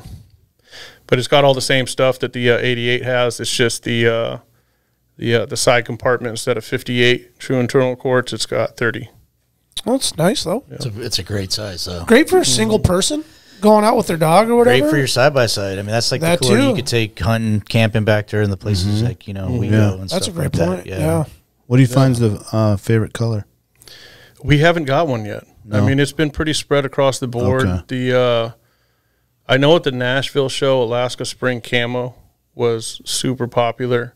When we first came out with the 88s and we got it in coral down in the south. Yeah, that coral. Yeah, down in the south, that was super popular. And then was that like an aqua or like kind of it's like a pink sort of? Yes, it's pink. Okay. I was thinking that one. That would be no, like this blue one? Seafoam That's type. seafoam. I got seafoam. Seafoam's pretty cool. I like seafoam. The seafoam was our biggest seller for a while. That's what won ICAST. Yeah, it's a pretty cooler. Everybody wanted that one for a while, and then that's our sky blue right there, and then we have the army green is on the other side. That's a very popular one too. Okay.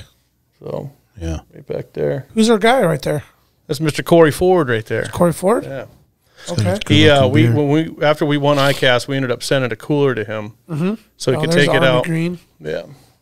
So he could take it out on one of his trips. And he took this thing out and just made this video. And I've been looking for a marketing company to put together videos, but I had a certain vision that I wanted, and just no one was hitting it. Okay. Like, I wanted to look like people to look at our products and be like, I want to go fishing. Yeah. Like, I can see that. Like, I want to be there. There's a vision now. I can see that on my boat or whatever, back of my truck. Yeah. And just the feeling of it. And so they ended up sending us this episode that they did with it, and it was phenomenal. I called Jack, was just like, dude, that's it. Perfect. We gotta nab this guy. So we did, and he's his name again was Cory Ford. Cory Ford. Yeah. Cool. His Instagram is mainly bearded.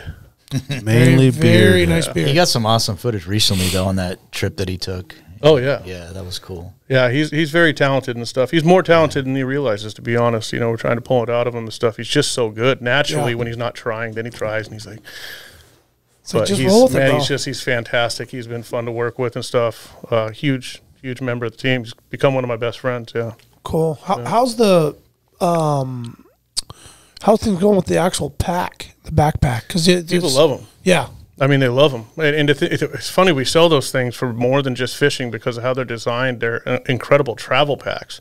You know, that whole door comes open, and then that middle divider where the sealer's supposed to go on one side and then your other stuff on the other side, that comes out with Velcro and lays down. And so the whole inside of that pack, you can put all your gear, your clothes, your whatever. I mean, it fits waders and wader boots inside there. Wow. And then that back, the back section that is supposed to have our cutting board come out and go in there, you know, that's padded and everything. Throw your laptop and everything in there. Okay, so you could use it for combo. Yeah, people use it for everything. I mean, a lot of airline faculty is using them.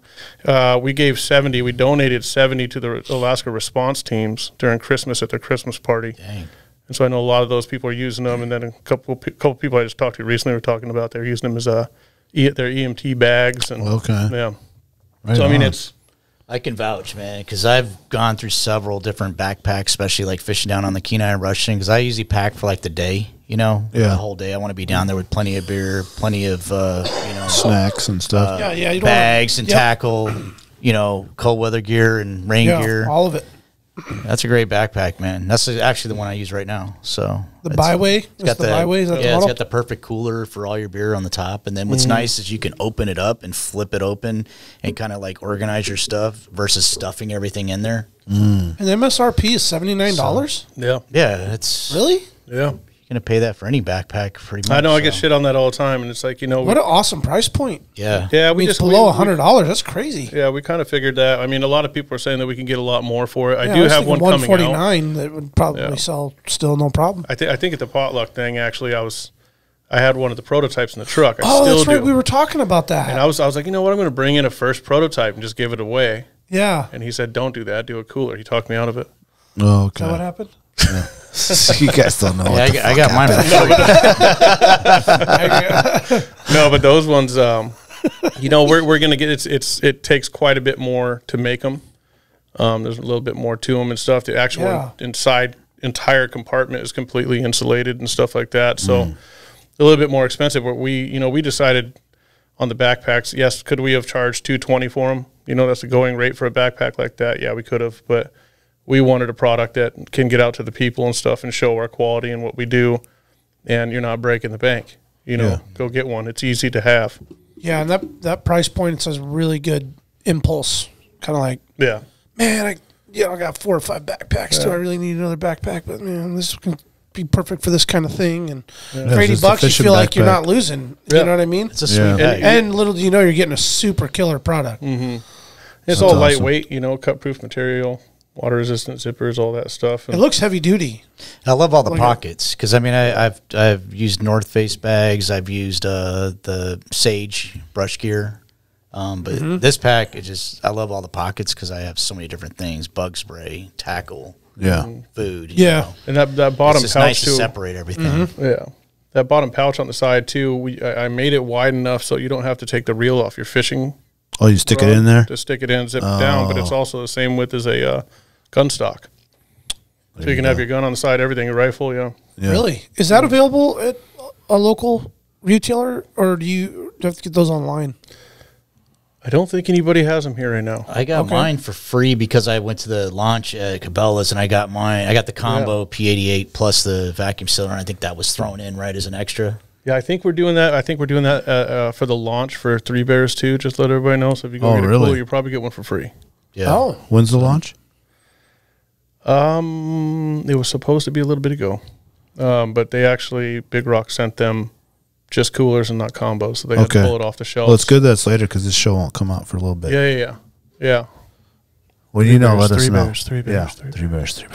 Go ask Three Bears. Well, go to Bass Pro. Let's go to Bass Pro and purchase some stuff. There you go. Yes, go to Bass Pro. Well, I know this show's going to come out after, but you guys are prepping for the Great Alaska Sportsman Show this weekend too, right? Yeah. Okay. Oh, you both have separate booths? Separate booths, yeah. Okay. Got it. So this is going to be my last show. And then Brian's going to pretty much take over shortly after that. So we're working together, though. I mean, it's the first time I've ever done a deal, a licensing agreement like this. And I think you've done, one other one maybe? Yeah, not with this company, but yeah. So, it's something that's a work in progress. So, but we communicate well. We're working it out. We've been communicating a lot lately since he's been in town. Yeah.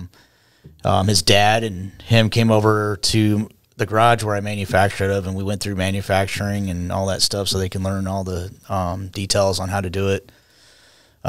He's been redeveloping a lot of a few things, refining it, and has kept me in the loop. So nice. It's awesome, man. We got a good thing going. So will HandyBonk be at the PacBak booth? Let's say next year. And there's only one booth. Yeah.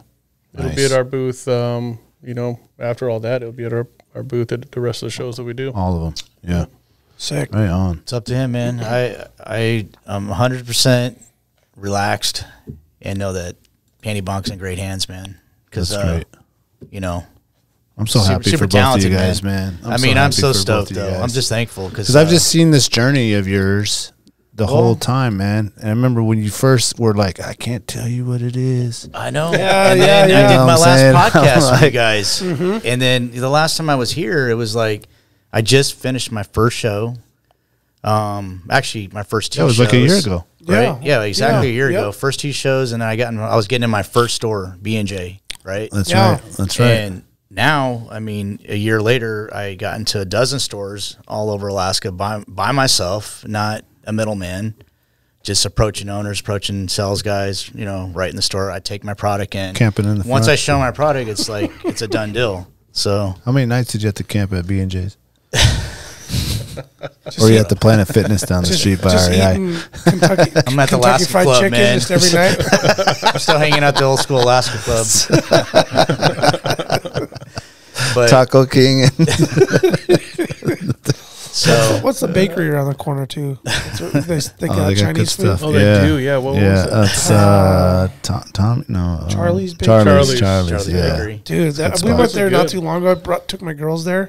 Forgot how good the Chinese food was. Yeah. It's fantastic. All of it. The pho, the Like a little hidden dumplings. gem over there. Oh my god, man! You guys making me hungry. No, I'm gonna have to hit that up. Taco King on Tuesdays, and then Yeah. Charlie's on Wednesday. Charlie's on Wednesdays. So yeah, it's been crazy. So you know, since the last time, so I'd been through all that. Then did ICAST. ICAST was an experience that I've always wanted to go to. It was a box I wanted to check. So glad I went. You know, I didn't win an award, but I had so many people that came up to my booth, not in like, you know, in groups, and telling me, I voted for you. You should have won, or, you know, your product's awesome, whatever. So just to get that reassurance and to get the experience to go down there. And plus I got to meet like so many cool, you know, other owners of other companies, big companies, you know. So that was amazing. And it was just crazy. So after that, it was just like, you know, we made some noise over there too. So it was the first time we actually took the product out of Alaska. So we had a lot of interest over there. And I met Big Rock on the first day.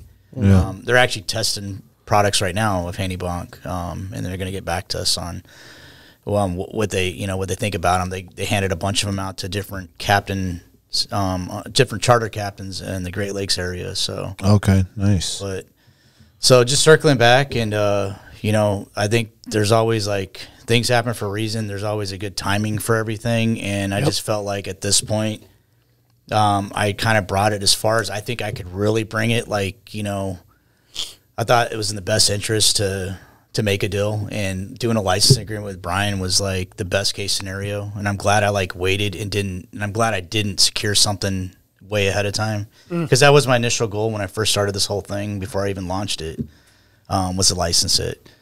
And but I'm glad it worked out like this. I mean, I feel like 100% like good with it, and I felt like it was meant to be. And if it's going to be in someone else's hands than my own, that I know I'm super passionate, I'm 100% behind him. Yeah, man. And I'm The just other, like, other old boy it's on like the handing your team. baby off to this guy, and you know he's just going to take care of it, and he's going to make it amazing and take it to new heights, and he cares, you know. Yeah. We've been having fun with it and stuff, and I mean, even recently, the growth of it has been incredible. I mean, the manufacturing time we got down to less than 2 minutes. I know, that's insane. You know, we restructured it and stuff like that. Got a mass manufacturer already lined out with a certain organization that employs severely wounded veterans. Okay. Which is huge, very hard to get into and stuff. But through PacBak, we got in there. But it's just going to be good. It's going to be good. That's great. I'm excited for you guys, man. I'm happy. Right on. Good job, boys. Anything we missed? Yeah. Anything else we want to chat about? And besides that, I mean, we just, you know, we formed a brotherhood. I mean, I genuinely care about this guy, about his well-being. Sometimes I just hit him up when he's on these trips, because I know he's by himself all the time. Like, dude, how are you doing, man? Yeah. Just checking in on him. Yeah, I mean, Seriously, God, he's he a does, busy guy. I mean, literally, like when he said that, you know, he was chilling at the beach with his feet hanging out. I seen that picture. I kind of, you know, I follow him, like, you know, on Instagram, and, you know, we keep in touch, and I get to see, all right, well, Brian, he's taking a break. He's taking a week or two off, and, you know, you can tell he's going fishing. He's enjoying. You know, he needs it, though. Who doesn't need it? Well, you know, you work that hard. He's a grinder every day. Even in Vegas, man. I really only hung out like half a day with this guy, because the other half he's working. And here I am, just, you know, I ain't got no job over there. At the roulette table, like, oh, Brian's supposed to meet I'll be me down here. in an hour. Okay, I got your coffee, man. I'll see you in a minute. This coffee's like fucking cold, but in like 3 hours later, I'm like, all right, I ditched it because you waited too long. I felt bad about, but it is. I mean, it's just one of those That's the way things. it goes, dude. though, huh? Just a busy guy, man. You got to do it. Works hard. I gotta love be it. I absorbed love the and grind, obsessed boys. Love it. I saw that at the party this weekend. You know, I got you guys together, and, you know, we're all a little tuned up. So, you know, it's a little, the love and passion is amplified a little bit, but just hearing you guys talk about, like, coming together, and you guys gave each other big hugs, and your wife was right in there, and you're giving her a hug. I was just like, damn, dude, just felt so family. It's family now. It was good, dude. It's ironic because I love that you were at our venue, at our thing there, and that was all going down. Like it just felt magical. At my podcast last year, is when you were like, you got to meet my guy, dude. You got to check this thing out, and then talking about yes, that's right. That's right. It was right after that was that event last year. That's right. Which that's right. I'm pretty sure I woke up with a dull sheep in bed. Yes, you did. Yes, you did. Anyway, Perfect. 2 for 2, great event. If anybody's listening, go to it. But then we met there. Yeah. And he showed me the product, and I've been obsessed with that ever since. It's just like, man, you know, so, and I told him, I said, I'll help you whatever you need, you know, let's get you out, let's get you in front of the right people. And sick, you know, I feel like the guy hooks up his boy with his girlfriend. Made the connect good. Now they're married. Now they're married and having little HandyBonks coming around. It almost kind of got weird. I love it, man. I'm very proud of you guys, and I'm very happy to see the growth that's happening with you, Brian, and then Roger, who I've known my entire life, and to have just a little sliver of like you guys able to connect through an event that we did or this show, like.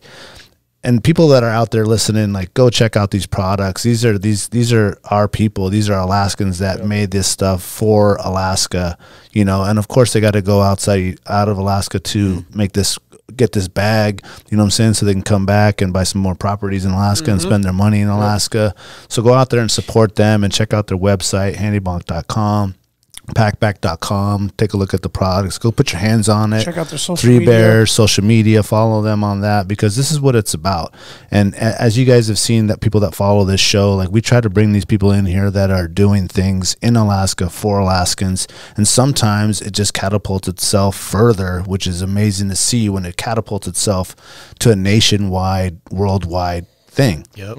It's just beautiful, you know what I mean? And you guys are just regular, you know, dudes like regular dudes just like us in Alaska. And then and the family thing too, like Keith said yesterday when you went to the party, like in there it feels like we're all together as one, you know what I'm saying? There's all these other people that are doing things, open arms, you know, artists and creators and fishermen and guides and it's crazy, jewelry makers, and it's just like we're all just kids that grew up around here. Yeah. You know? When we were leaving there, we were talking about that, me and Bernard and stuff. I was like, that's like the best house party I've ever been to in my life. Yep. Yeah, dude. It's just everybody. It's more than a house party. It's unreal. You know, it's like a big reunion. Yeah. Everybody's so happy. There's no drama. There's nothing. Of that no drama. You just have a blast. Yeah, none. Oh, that's the whole point. Best part, huh? Like no drama is even allowed. Yeah, it's like if you're gonna get a fight, like get out, because that ain't gonna happen. And good thing you said the house, because that's always been our goal. Because it started small at my house, and we always wanted to keep that like vibe. Sure, we could go do something crazy and rent the Denina Center and do this thing massively, and it'll be this thing, but it's not like as family, like the community. You know what I'm saying? We're not doing a banquet. You know what I mean? Yeah, this is just like a potluck. Yeah. I love the feel of it, man. It's a blast, and it's. Yeah. I mean, obviously, as everybody knows that was there, it puts you in a very at ease situation where it's like, man, I can let loose and just have a blast. Safe, and just let your hair down and have fun. Yeah, I don't have to, you know, sit there and be proper and stuff and have a drink, but not too many. You can drink some beer out of a ram horn. That was when I had too many. It's all right. That's all right.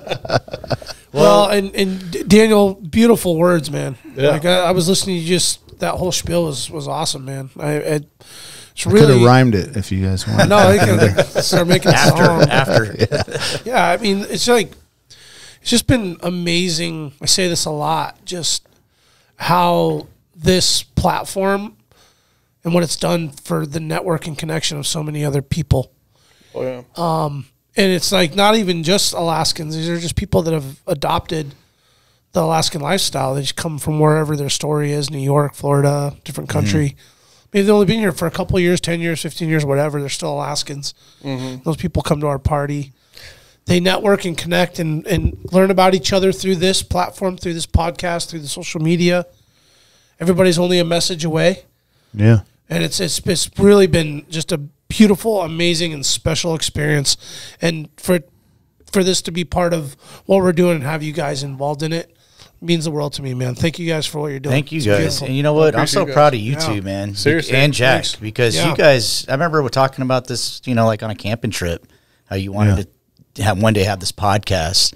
Yeah. But you guys are doing it, and look how much you've grown in a couple of years. 360 all the campfire conversation. Yeah, 360. All the sponsorships. I mean, and how many fans? I mean, look at everywhere I go, I see the Wild Project logo everywhere. I mean, you got so much support, dude. Even at NASCAR. Oh yeah, even in NASCAR, man. I was gonna support your shit over there. Come on now. We need to get a logo on a truck, man. That would be the shit. You guys would be really proud of this. Actually, I mean, I was wearing the T-shirt. I went to a Green Bay game in Lombardi Field in Green Bay. Yeah. And I was wearing the T-shirt. When I took my hoodie off, the guy that was right next to me was like, dude, I watched those guys. Really? Yeah.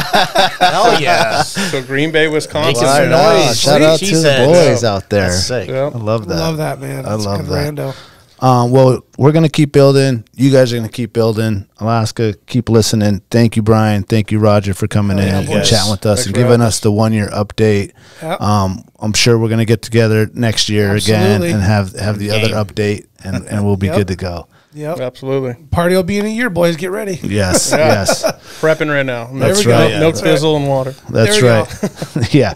Well, boys and girls listening, thank you so much. Visit the websites, AlaskaWildProject.com, HandyBonk.com, PacBak.com. Follow the socials. We appreciate you guys. Thank you for listening. Thank you for your support. Thank you for supporting Alaska and Alaska's people, because we're here for you. And stay wild. Speaking to you of what I call your overcautiousness. Are you not overcautious when you assume that you cannot do what the enemy is constantly doing? The Alaska Wild Project podcast is brought to you by the following sponsors. Barney's Sports Chalet, supplying hunters with the best hand-selected gear since 1963. The exclusive home of frontier gear built for the rugged Alaskan terrain. Your one-stop shop for all your outdoor needs. Visit Barney's today at 906 West Northern Lights. Big Rays, the Alaskan outfitter, committed to outfitting Alaskans across the state since 1947.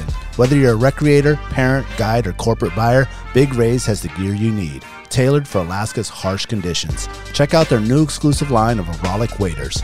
Big Rays for all your outdoor gear and rugged work attire. BigRays.com. Tailored Restoration 24-hour emergency home services, helping Alaskans restore their dreams since 1972. Services include fire, water, mold, post-emergency cleaning, repair, and remodeling.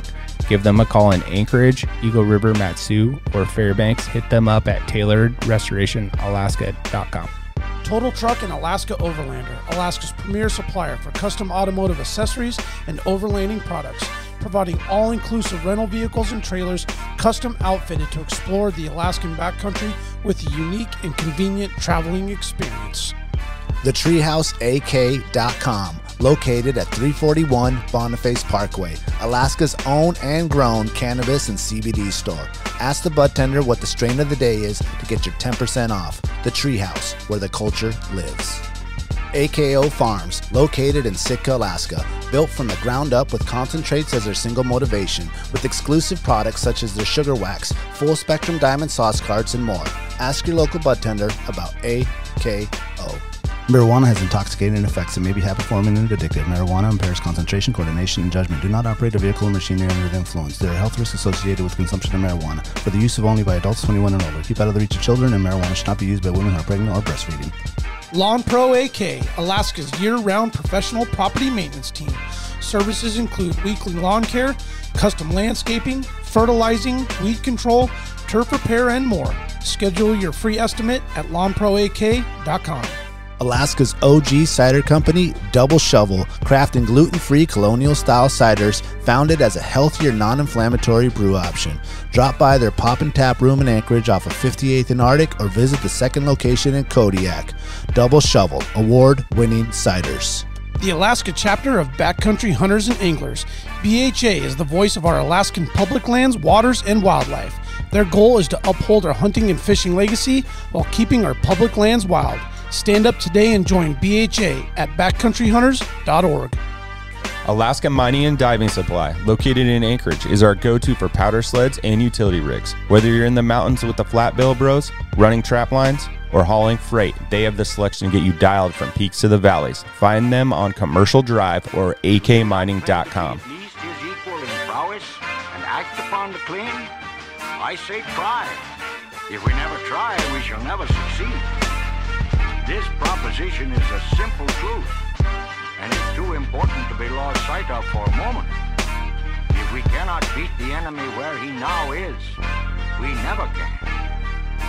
It is all easy if our troops march as well as the enemy, and it is unmanly to say they cannot do it.